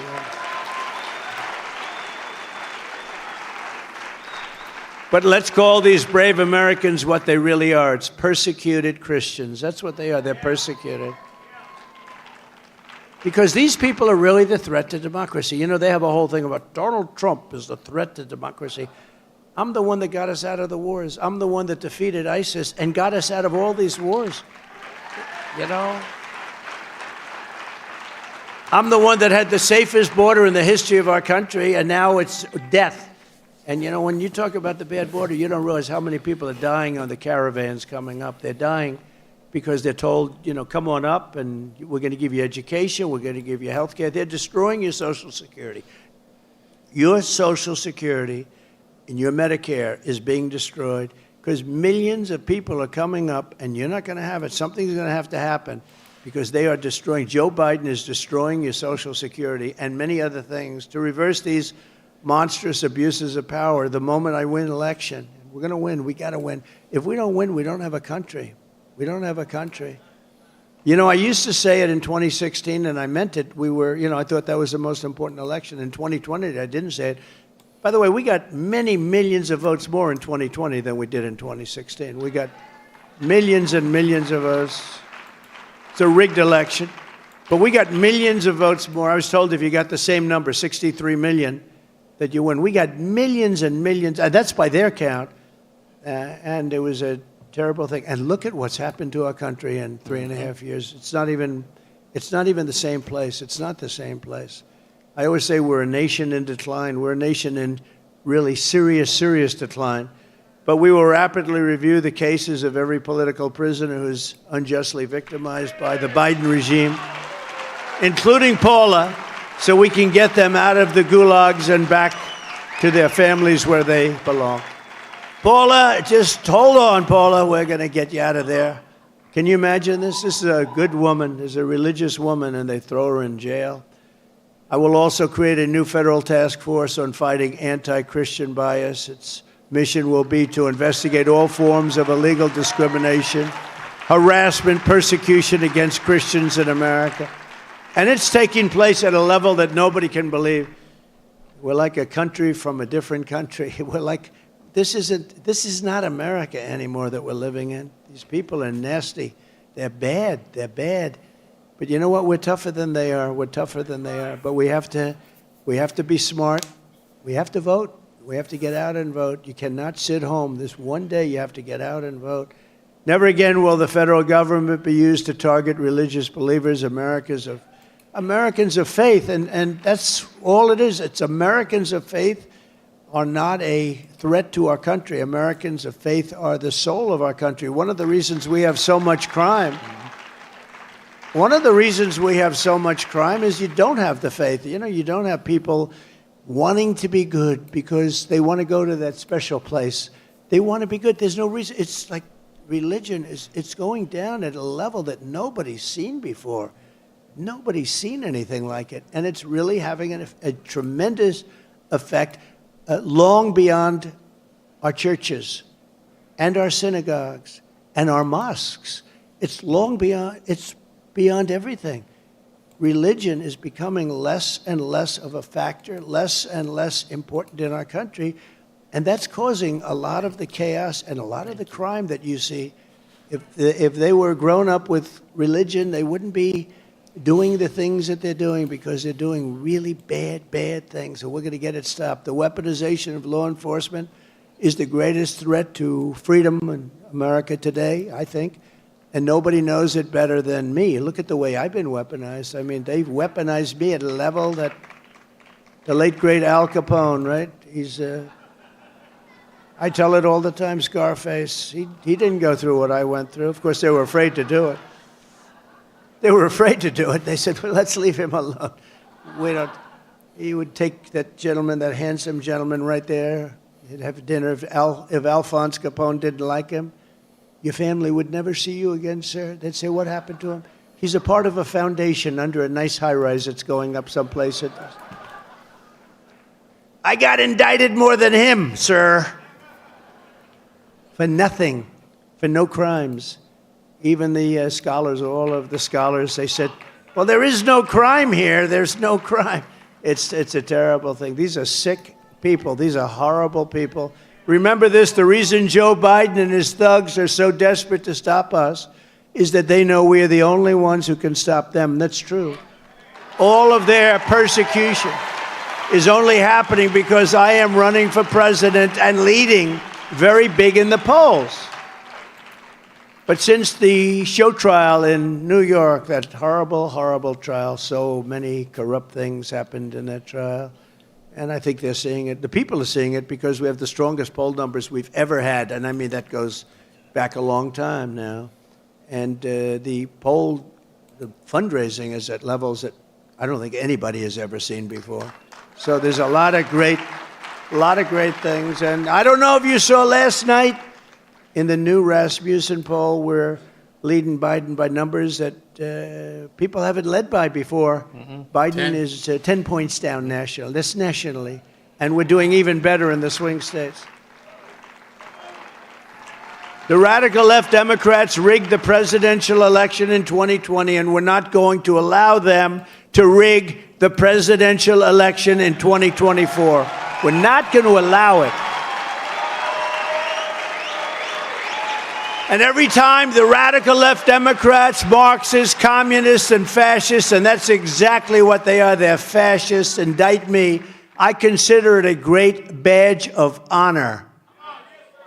Because I'm being indicted for you. Thank you very much, everybody. I appreciate it.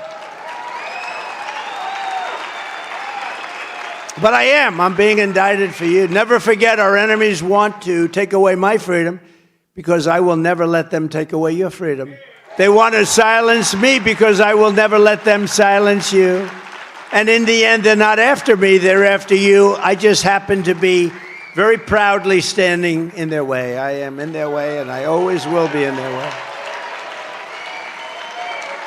From the very first day that we take back the White House from crooked Joe Biden and his thugs, I believe we're going to have 4 of the greatest years in the history of our country. It's going to happen fast.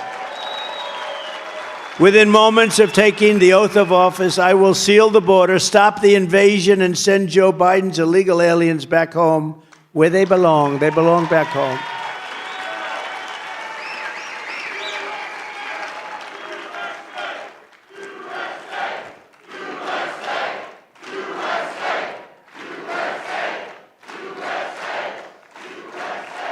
Don't give me any of that, USA. Go out and vote. That's all I ask. Don't say, USA, USA, we love Trump, USA, and then November 5th comes along, or any of the previous days, you know, the early voting. And then you say, darling, I'm just a little tired. I think I'll skip the vote. You can't do that. You got to vote. No USA right now. You just go out and vote. Then we'll go USA. Because then we're going to make our country great again. Biden is releasing criminals to prey on our people. That's what's happening. Thank you. Got to get out and vote, right? See this beautiful group of people. They'll be in Monte Carlo on November 5th. I don't think so. We all know the names of too many innocent victims of Biden migrant crime. It's a new category of crime. It's called Biden migrant crime. Remember this. These migrants are tough. They're tough. They come from prisons and many other places, rough places. They're just getting used to our country. They're just settling in. Every day I read where somebody was killed. Beautiful young women, mostly young women, are being killed by migrants. You know, they thought it was like this wonderful dream. I could just see, they said, oh, the migrants are coming in. These people are tough. They're so tough. Dana White, did anyone ever hear of Dana White? He's a legend, right? UFC, ultimate fighter, ultimate fighting. And he's a fantastic man. I said, Dana, I have an idea. Why don't you set up a migrant league of fighters and have your regular league of fighters, and then you have the champion of your league. These are the greatest fighters in the world. Fight the champion of the migrants. I think the migrant guy might win. That's how tough they are. He didn't like that idea too much, but actually it's not the worst idea I've ever had. No, these are tough people. These people are tough, and they're nasty, mean. It's incredible that they come totally unchecked. But we all know the names of too many innocent victims of the Biden migrant crime. Laken Riley, and you know, Biden was unable to pronounce her name. Called her Lincoln Riley, and this was right after. How terrible is that, though? Rachel Morin, who I just spoke to, the mother, is so great. I also met the parents I met the parents of many of the people that died. Met the parents of the soldiers that died so horribly in Afghanistan. But I met Laken's parents, and these are just incredible people. Their lives, I don't know what they're going to do. Their lives have been shattered. Nothing worse than that. It's so out of order. It's so out of order. Just the devastation. I spoke yesterday with Patricia, and it's just to hear her talk is just, I don't know. I don't know if you recover from it. They say time. It should never happen. Would have never happened with us. We had a strong border. We had the strongest border in history. And just this week, 12-year-old Jocelyn Nunguri found strangled to death and dumped in a creek in Houston, allegedly murdered by two recent illegal border crossers from Venezuela, viciously murdered. These monsters should never have been in our country, and if I were president, they would not have been in our country. We had a strong border. We had strong protection. And we had very strong protection. You know, in Venezuela, we just mentioned these monsters from Venezuela. In Venezuela, their crime is down 72%. Can you believe it? So I'm going to talk to Ralph Reed, and next year we're going to hold Faith and Freedom in Venezuela where we can be safe. Ralph, can we do that, Ralph? Yes. Ralph said yes. No, think of it. They're sending all their killers, their murderers, their prisoners, they're sending drug dealers, gang lords, gangs. They're sending them to the United States. We're like a dumping ground. And that's the whole world, not just Venezuela. And you take a look at prison population all over the world, it's way down. Everyone says, I wonder why. It's not because they're behaving, because they're sending them into our country. And again, they're just getting comfortable now. They're going to start hitting us very hard. These people are bad, and that this can be allowed to happen. We have an incompetent president. We have a president who's got a very low IQ. And that was in good times. That was 25 years ago. Today he doesn't even register. It's ridiculous. When they say I have a friend, he's a Democrat, but he's not. He's a Democrat. Can't help it. That's the way he grew up. But he said to me, I don't understand it. You got a poll saying you're up 10 points. How could you only be up 10 points? I say that too. Who the hell is going to vote for this guy? On day one, I will begin the largest deportation operation in American history. Biden's border invasion is also a grave threat to, and as I said, Medicare and Social Security is under watch. Biden wants to dump millions of illegal aliens onto Medicare and put them into Social Security and even Obamacare and suck these programs dry. That's what they're going to do, and you're going to have a problem, and all of a sudden they're going to say, we're going to cut it in half. I'm not touching them. I'm leaving them where they are. You are going to see Social Security, if he gets elected, is going down the tubes. I can't even imagine him being elected. Can you imagine 4 more years? These are the worst 4 years. As president, I will fight for American seniors, not the Biden illegals. I will fight for American workers, not the human traffickers. I will fight for American dreamers, not the child smugglers. And I will restore the sovereign borders of the United States of America. So help me God.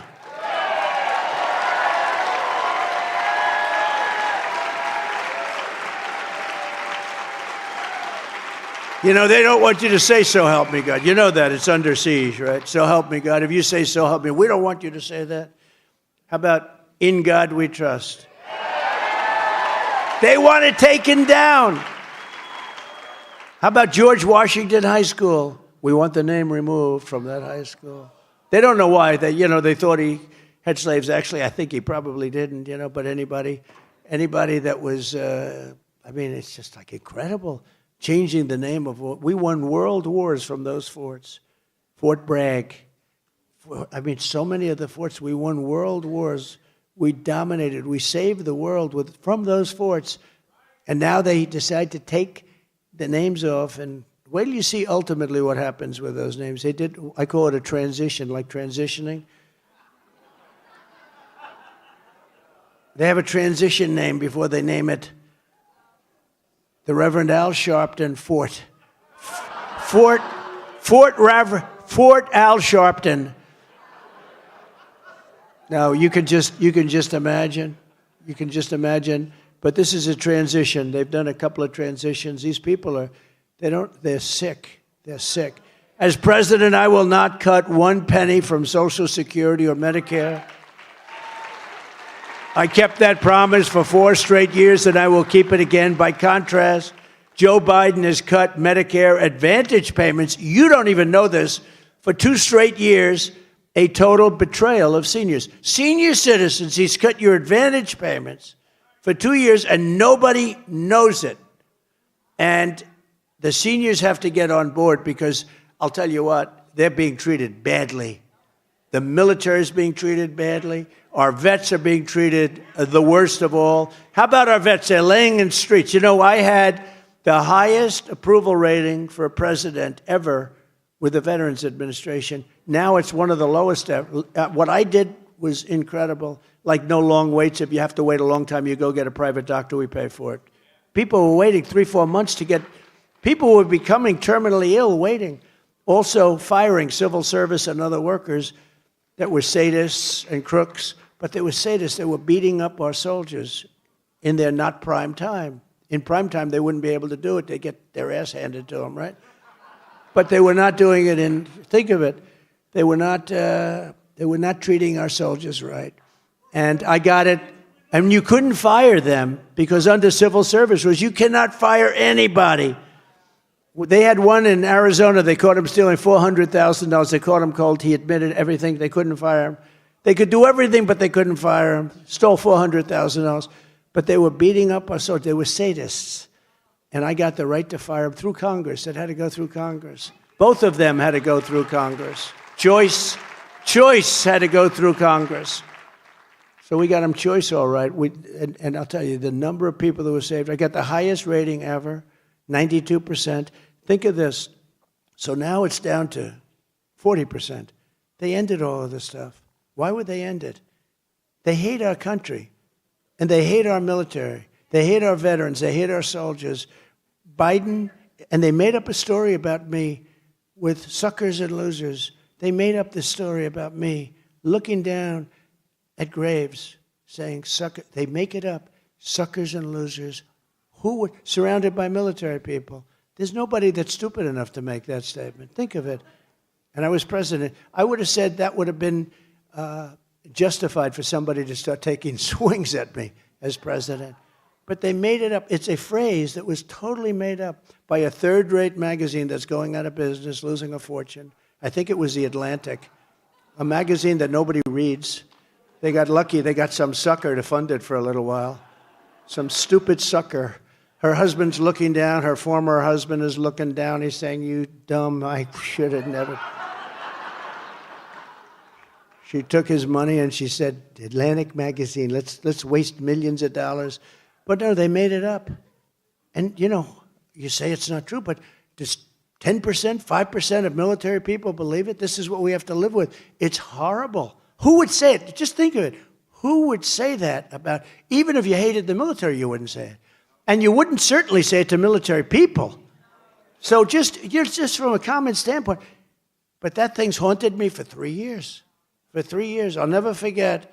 I walk out of a big rally. Everything was great. It was an unbelievable. And some of the fake news over there, one of them, said, sir, did you call the dead military, suckers and losers? Before I even responded, I said, here we go. Because who would do such a thing? And I rebuilt our military. I was better than any president ever to our military. They'll say anything, just like they try and now say with Biden, with cheap fakes or whatever they call it, just what they made up a name. They're saying he was perfect, all these things when he sat down because he had obviously a problem in Normandy. Do you think that Macron was impressed? Macron's an elegant guy, smart, he's at the top of his game. I don't think he was too impressed.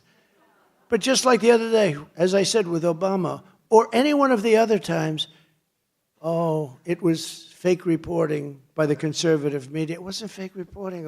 It was just there. It was just there. But they made up a suckers and losers statement so terrible. And my stupid people, when I wanted to refute it, they said, sir, don't dignify it with a Refuddle.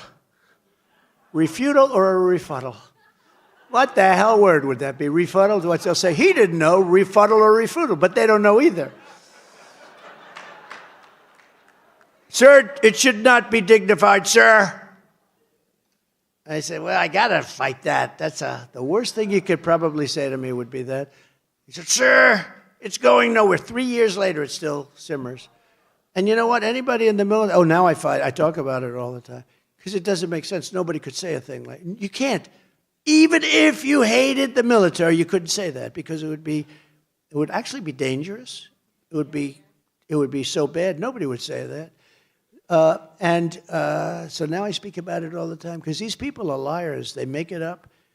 It's now on top of that, you have AI. On top of that, you now have AI to go along with that. So it's sort of a dangerous world out there. On day one, we will throw out Bidenomics and replace it with MAGAnomics quickly. Under Biden, the economy is in ruins. Inflation has cost the typical family $28,000. Think of that. The inflation is killing people. They make the same amount of money, or even if they made more, it doesn't matter. Inflation is destroying them. They can't buy anything anymore. I will end. I always say, I sort of have this little thing. I shouldn't show it. Maybe I should save it for the debate. Okay? Look, I'll save it. I'm going to do this because this is private. There's only about 400 press back there. Look, inflation, this is what it does to you. This is Tic Tac now. This is Tic Tac. Let's go. See? Look. It used to be that. That's what inflation. That's what inflation has done. That's what inflation has done. Glad everybody in this room has good eyes. But I will end the Biden inflation nightmare, and we will end it very quickly. I will stop Biden's trillions and trillions of dollars in wasteful spending and rapidly terminate the Green New scam. It's one of the greatest scams in history. I will repeal Crooked Joe's insane electric. How about the electric vehicle mandate? And we will drill, baby, drill. All cars are going to be electric. They don't go far. They cost too much. And by the way, electric cars have a great place. They have a great place, but not a place for 100%. Maybe not a place for 10%. Whatever it is, they have a place. You can't go far. And they're going to all be made in China. They are expensive. Right now, you have hundreds of thousands. This is a great time to buy an electric car. You know why this? You know what? Do you ever notice the auto companies aren't upset about it? They're making cars that can't sell. They just can't sell. They have hundreds of thousands of them. You know why? Because we're spending trillions of dollars and giving them subsidy. So the auto companies don't care. Normally, they'd all be bankrupt if that were the case. They're making cars that can't sell. Now they want to make your army tanks all electric so that we can go into a community near you. No, we go into enemy territory, we blast the hell out of them, but we do it in an environmentally friendly way. No, do you ever? No, it's crazy. We make the greatest army tanks in the world. We make them in Ohio. We make them in Lima. I was the one, I stopped it. They said, sir, there's a plant that makes the army tank. The only plant we have that does it. And I was president-elect, and I was called by Jim Jordan, who's great. You know Jim Jordan from Ohio? And he said, could you take a look at it, sir, because I don't think you can replace this. So anyway, I went up, Lima. I went up, and I said, wow, this place is unbelievable. It makes army tanks. That's all they've done for years and years. They make the best tanks in the world. They were going to close it under, I guess it was Obama. But it was scheduled to be closed. And I looked, I said, this is a room that is 20 times larger than this. And it's unbelievable. The ball bearings, that heavy steel, and you can almost move it with your hand. It's so incredible how it all works. And these guys are so professional. I said, if you close this, you'll never be able to open up a plant with this talent or this kind of a plant. And now They want, and I kept it open. I took it off the list, and it makes more tanks than anybody in the world right now. Unfortunately, all we do is give the tanks away. We make them, we give them away faster than we can make them. You need some tanks? Oh, yeah, we'll send them to you over there. And they're expensive suckers, too. But we'll provide all of our friends and many of our enemies with tanks, because half of the time with Biden, you don't know if they're friends or enemies. We give them whatever they want. But when you look at it, but now they want to make them electric. And the problem is very similar. They don't go far. They're too heavy. Very heavy. You know, the battery, in fact, it's so much bigger than a tank for diesel fuel or gasoline that they want to make a truck, like a toy truck, you know, like a little toy truck with a huge battery on the back. It's almost as big as the Army tank. So when it goes into enemy territory, it's pulling this thing. I said, what happens if somebody blows it up? Well, you're dead. Now you don't have to hit the tank. You just have to hit the battery. No, they want to do it. Think of it. They want to do it. Now they'll say, oh, these stories are terrible. But these stories are, you know, you heard my story in the boat with the shark, right? I got killed on that. They thought I was rambling. I'm not rambling. They want to make boats. And they are demanding that they be all battery operated, all electric. And I was in South Carolina at this wonderful family boat yard. The big yard make a lot of boats, you know, from 17, like fishing boats, 17 to 30 feet. And I said, how's everything going? No good. They want us to go all electric. I said, well, would that work? No, because it's so heavy, we can't get the boat to float. The battery is so heavy. So then I start talking about asking questions, you know. I had an uncle who was a great professor at MIT for many years, I think the longest tenure ever, very smart, had 3 different degrees. And, you know, so I have an aptitude for things. You know, there is such a thing as an aptitude. I said, well, what would happen if this boat is so heavy and started to sink and you're on the top of the boat? Do you get electrocuted or not? In other words, the boat is going down and you're on the top. Will the electric currents flow through the water and wipe you out? And let's say there's a shark about 10 yards over there. Would I have to immediately abandon, or could I ride the electric down? And I said, sir, nobody's ever asked us that question. But, sir, I don't know. I said, well, I want to know, because I guarantee you one thing. I don't care what happens. I'm staying with the electric. I'm not getting over with it. So I tell that story. It's, you know, just funny. And the fake news, they go, he told this crazy story with electric. It's actually not crazy. It's sort of a smart story, right? Sort of like, you know, it's like the snake. It's a smart, when you figure what you're leaving in, right? You're bringing it in. You know the snake, right? The snake. And the snake, I tell that. And they do the same thing. What does a snake have to do with illegal immigration? Well, I think it has a lot to do with it, because that's exactly what you know what you get. That's what we're getting. We're getting problems like you wouldn't believe, right? So they want to go all electric. They want to make our airplanes, our fighter jets, and electric, even though they're 18% less efficient. Now, the difference between 18% and 100% is the difference between being easily and immediately shot down or winning. They don't care. They don't care. And I say, why are they doing this? They're flying over enemy territory, and they don't want to affect the air. They're blowing the shit out of the place, but they don't want to. Think of it. They don't want to affect the air. They want it to be beautiful air, clean air and water. Boom, boom, boom. These people are stone cold crazy. And these idiots are running our government. They're running our government. You know, I met with the truckers the other day.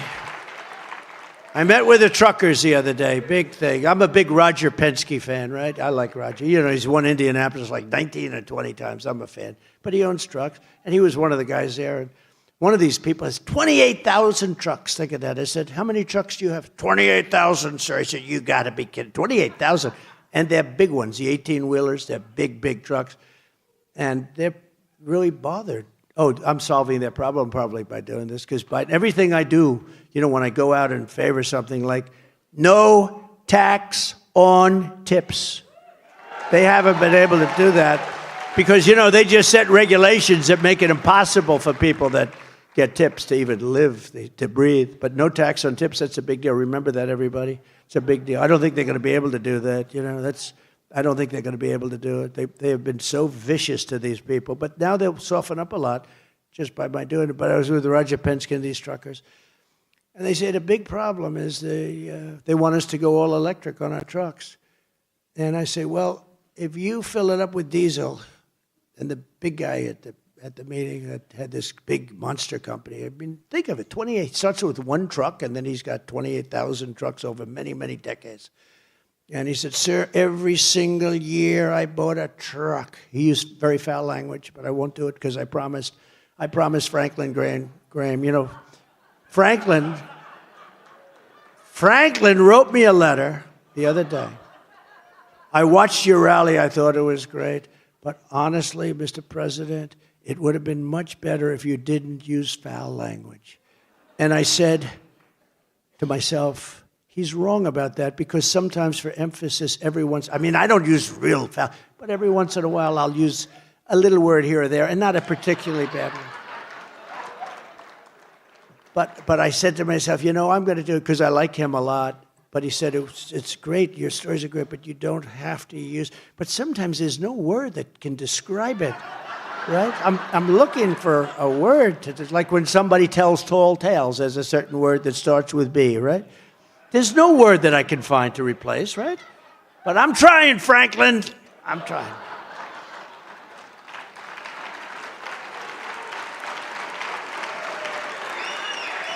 And when people, and we have these big rallies. You know, in New Jersey, we just had a rally, 107,000 people. Can you believe it? 25,000 people in the South Bronx. So we had 88,000 people in South Carolina, 68,000 in Alabama. And I said, you know, when people start leaving early, I'm going to have to go back to the foul language, I think. But so we have this meeting, and he said, I started off 50 years ago. And every single year that I bought a truck, it was better than the first year, better than the previous year. The truck got better, got stronger, faster, bigger, more fuel efficient. Every year for 50 years, those trucks get bigger. He said, sir, I build apartments, we call them apartments, or those trucks. You would be proud to live in one of those. I said, I don't know about that. You know, they build the cabs with a place to stay. I said, I could handle it. I mean, I could. But he said, every year they get better. If they force this electric mandate on us, we'll go back 70 years, not 50 years. He said, we'll have to stop 6 times from New York to Los Angeles. I said, how many times do you have to stop now? None. We go directly, New York to Los Angeles, all the way, no stops. I said, didn't you explain that to them? Yes, we do all the time. Does it make any difference to them? The other thing, I didn't know this, he told me that the truck will be more than 2 times heavier. He said, so if you do this, you're going to have to rebuild every bridge in the country. Can you believe it? Now, how stupid is it?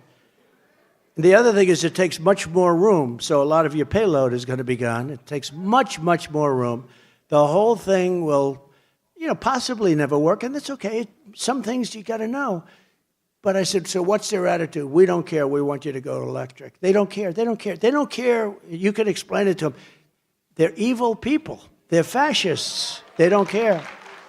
Before I even arrive at the Oval Office, shortly after we win the presidency, we win. We are going to win, not me, we.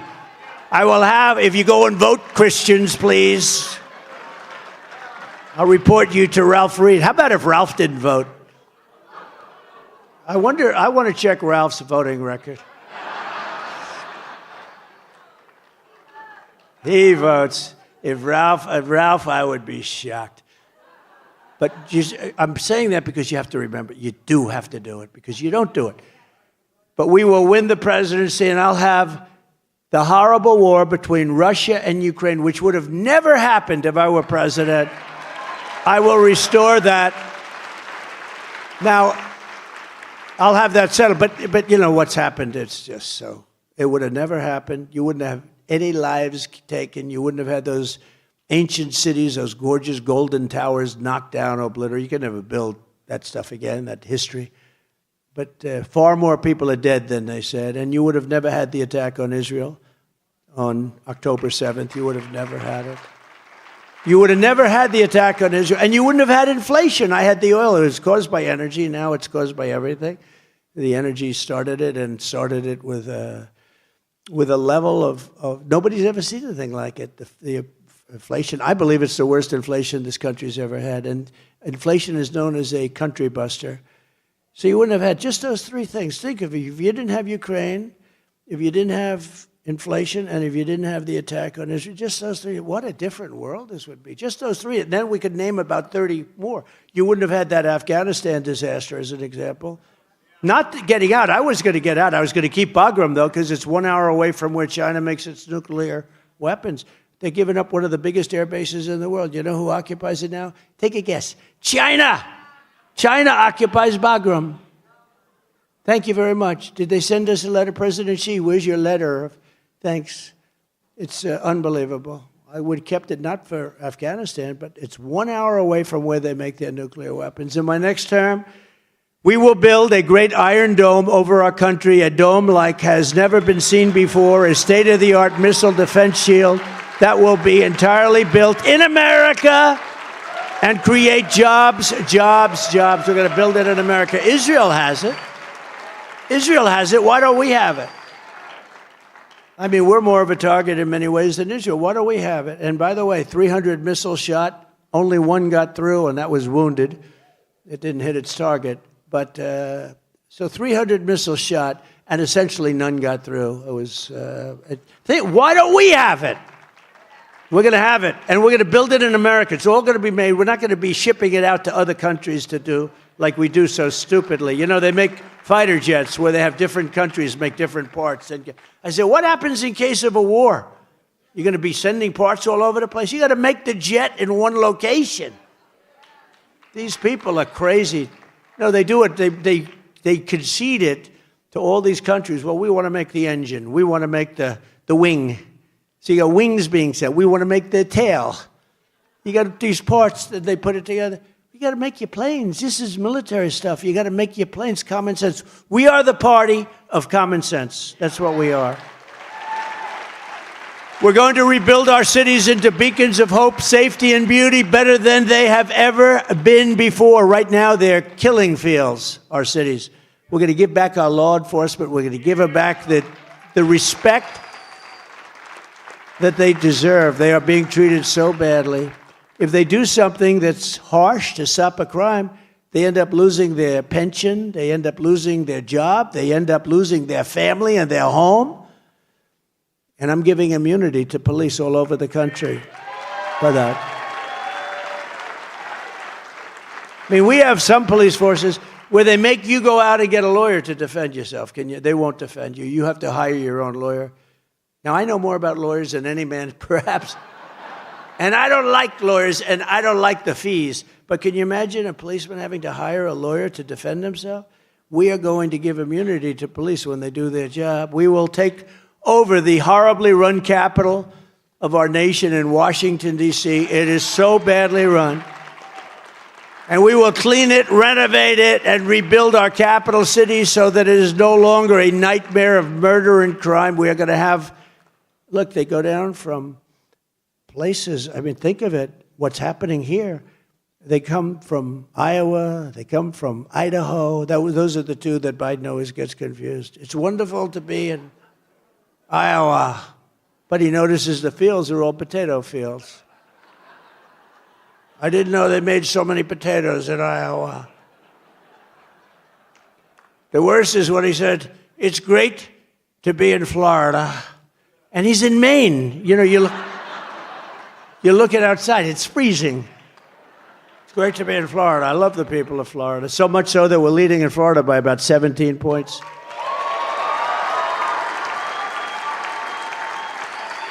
But we're not going to have this capital of ours that we love and cherish be a victim in itself of all of the murder and crime that's taking place. I lost a man who was a great person. Everyone loved him. It was a carjacking. He was waiting for his wife, and somebody came out.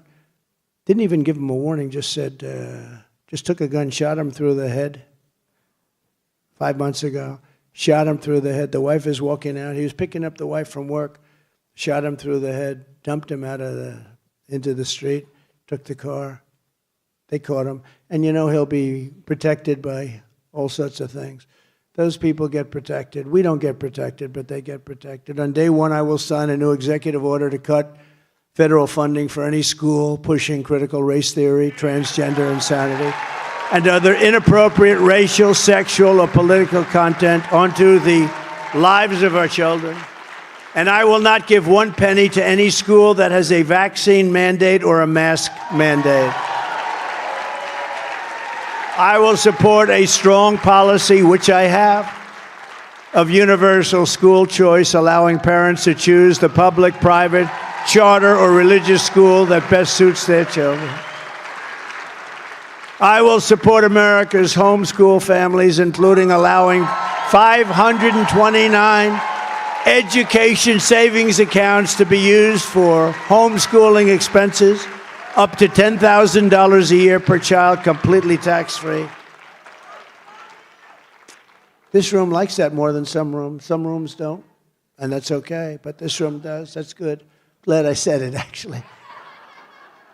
And I will shut down the Federal Department of Education, and we will move everything back to the states where it belongs and where they can individualize education and do it with the love for their children.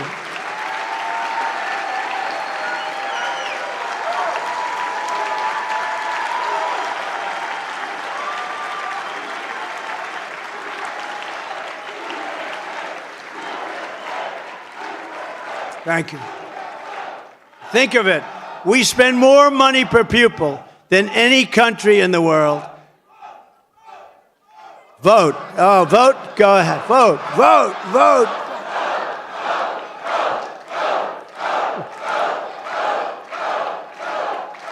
Thank you. We spend more money per pupil. Think of it. You know the expression? And I said it to a large African-American group of people 4 years ago. What the hell do you have to lose? You're the worst in income. You're the worst on crime. Your cities and your areas are being decimated. You can't get a home. You can't get mortgage. You can't get. They're last on it. I said, and the Democrats have for 100 years run these cities. 100 years.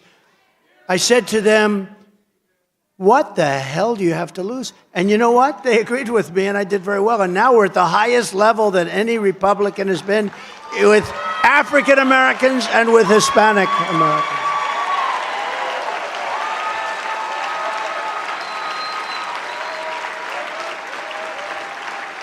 Now, I'm going over this list. Every single thing was bad.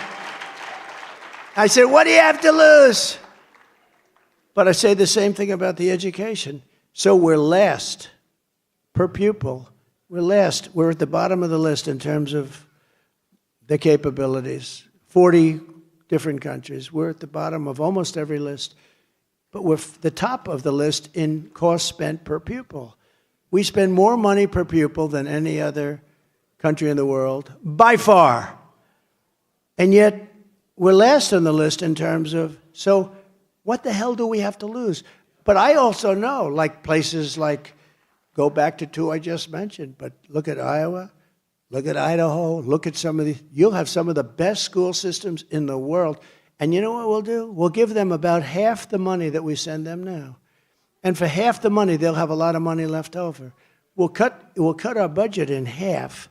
And not everybody's going to be great. I mean, Gavin Newsom will not do a good job with education. So I don't expect that out of him, but I don't expect it out of certain other people. I don't want to mention too many people, but he'll do a horrible job. It won't be any worse than it is now. It can't get any worse. But many of the states, I would say I went over them. 40 of the 50 states will do much better, and I'll bet you 30 of the states will be phenomenal. It'll be like beautiful. It'll be like Norway. You know, Norway has a great education system. In New York, they said, yes, we're studying the Norwegian plan. Oh, really? You're studying the Norwegian plan? Well, you better bring a lot of cops along because you have a lot of problems, right? We're studying the plan of Norway and Denmark. And actually, China is very high on the list. I mean, China's number 3 or 4 on the list. Think of it. Can you imagine that China is number 3 or 4 on the list? No, we're going to give it back to the states, and most of those states are going to do a phenomenal job, and we'll spend less than half the money on education. We'll have about 2 people in Washington. The 2 people will make sure that we have to guarantee that they're teaching a little English, right? That English is out there. But basically, there won't be a lot of coordination because other than, again, common sense, we're going to save a fortune, and many of our states will produce unbelievable students that will be able to rival Norway and Denmark and all of these places that are top. Some won't, and that's okay. It's a lot better than it will be now. I will also take historic action to defeat the poison of left-wing gender ideology and restore the timeless truth that God created 2 genders, male and female.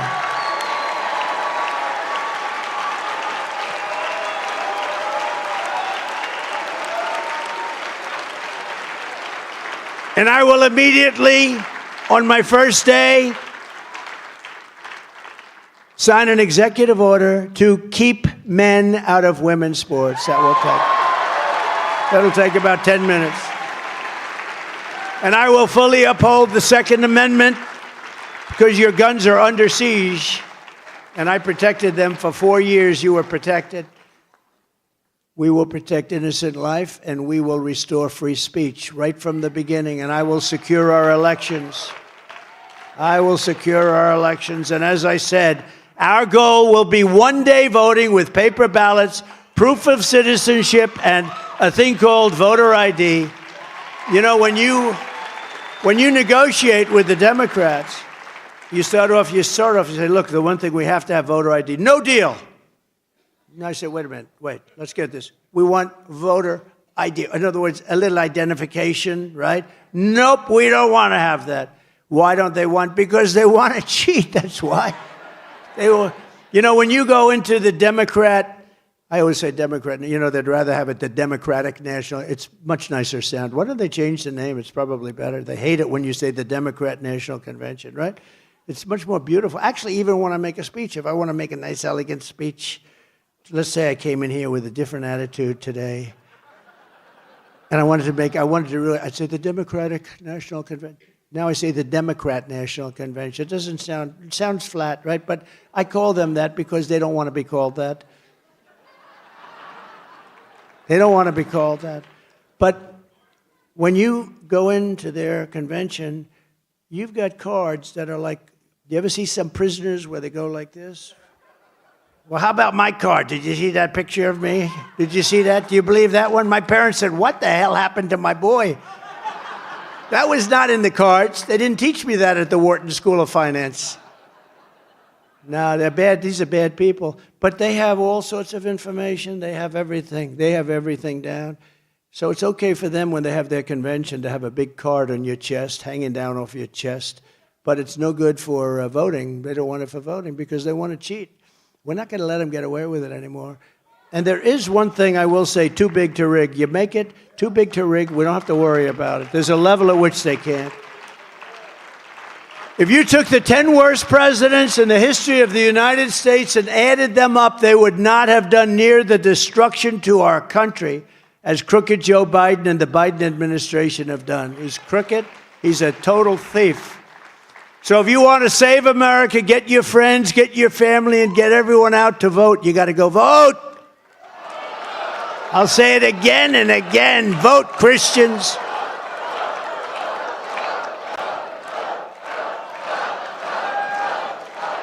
You got to vote. And do it early if you want. You know, do it early, do it. Just do it. You got to vote. And watch your vote, guard your vote, and follow your vote. Follow your vote. Michael Watley's doing a great job. He's here. Michael, thank you very much, Michael. Thank you. And if you want to volunteer to help us defend election integrity, sign up at protectthevote.com. I tell my people, I don't need any votes. We got all the votes we need. I don't need votes. All I want to do is make sure that we guard our vote. It's guard. We stop the steal, okay? You know, there's a lot of expressions. I want the vote guarded. I want the steal stopped. Because we don't need the votes. We have the votes. We have more votes than we need.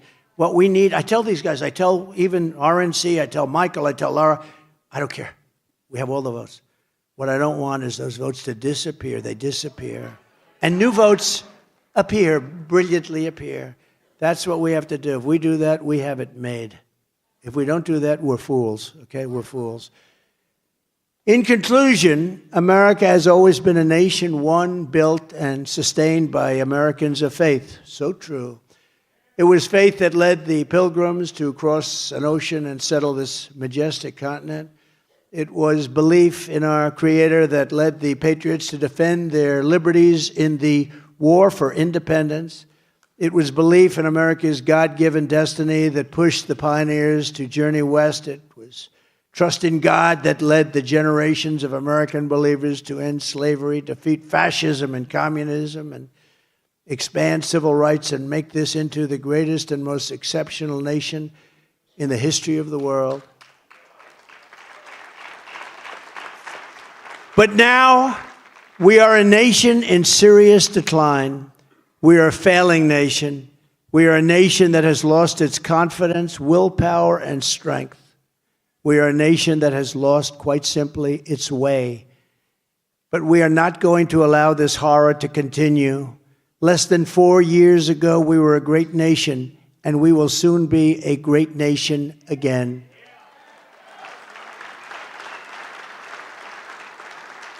With the right leadership, every disaster crooked Joe Biden has created can be fixed, and it can be fixed very quickly. Every problem can be solved, and every wrong can be rectified.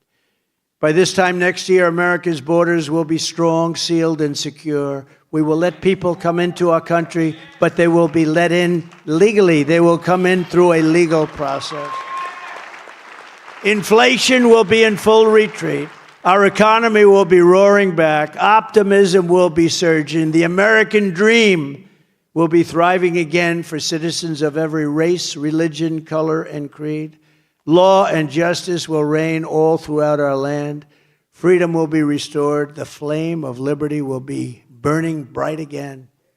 Joe Biden, the worst president in the history of our country, will be a fading memory of the past. And our great silent majority, including the once forgotten men and women of our country, will be the one shaping America's magnificent future when I am the 47th President of the United States.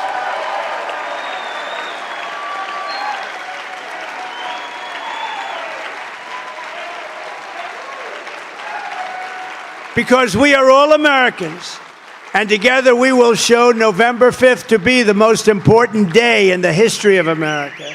We are one movement, one people, one family, and one glorious nation under God.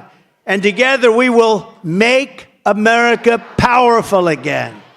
We will make America wealthy again. We will make America strong again. We will make America proud again. We will make America safe again. We will make America free again. And we will make America great again. Thank you. Thank you very much. Faith and freedom. Ralph, thank you. God bless you all. God bless you.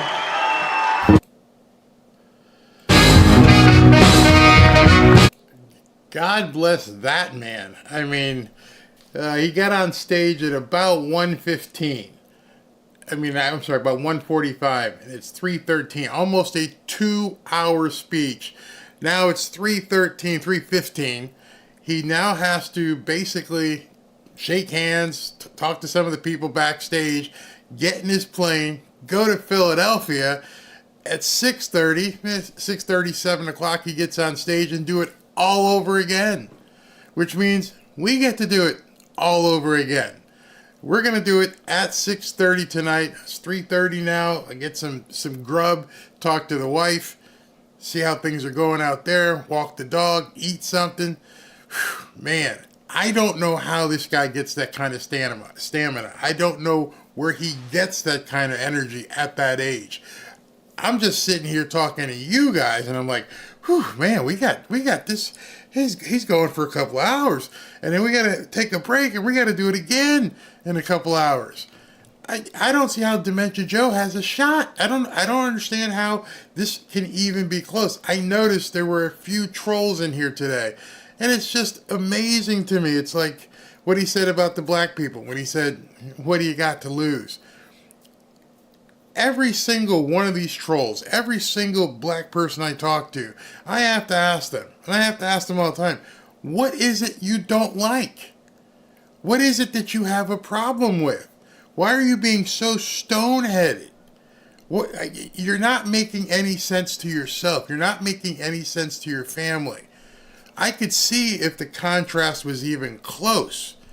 But the things that matter to you and your family, the economy, again, I'll say it, you're paying way too much for groceries. You're paying way too much for gas. Your taxes are too high. Interest rates are through the roof. Rent through the roof. Are you okay with that? Forget that you don't like the guy. Forget that you think he's this or that, or you think that he's just not a good person. Okay, great. If I grant you all that, can you tell me why you would vote against your personal best interest? Why you'd be voting against your own pocketbook? Why would you? Why? I don't understand. These trolls like to come into my stream. They come in other people's stream. They like to say nasty stuff, but they never answer a question. Are you working for the Biden campaign? Is that what brings you here? I mean, I don't get it. They just come in here and they start talking, and I'm like, tell me something. Be a man, be a woman, be honest. Are you saying it's okay that you pay more for gas? Why? Are you saying you'd rather pay more for taxes? Why? Are you okay with paying more for your groceries? Why? Are you okay with all these newcomers flooding the country? None of it makes any sense. That's why so many of you people, and especially here talking at a Christian conference, it doesn't make any sense to me. Every single one of us goes to work. Every single one of us goes to the grocery store, to the gas pump. And even if you don't like the man, if you think he's a philanderer and he screwed around on his wife and he talks nasty and forget all that. America will not survive if the Democrats keep their way. Are you telling me that being able to remove a baby or to have a drag show is so important to you that you'd rather vote for the Democrats? That's where your value system is? If it is, thanks for telling me, and get bounced.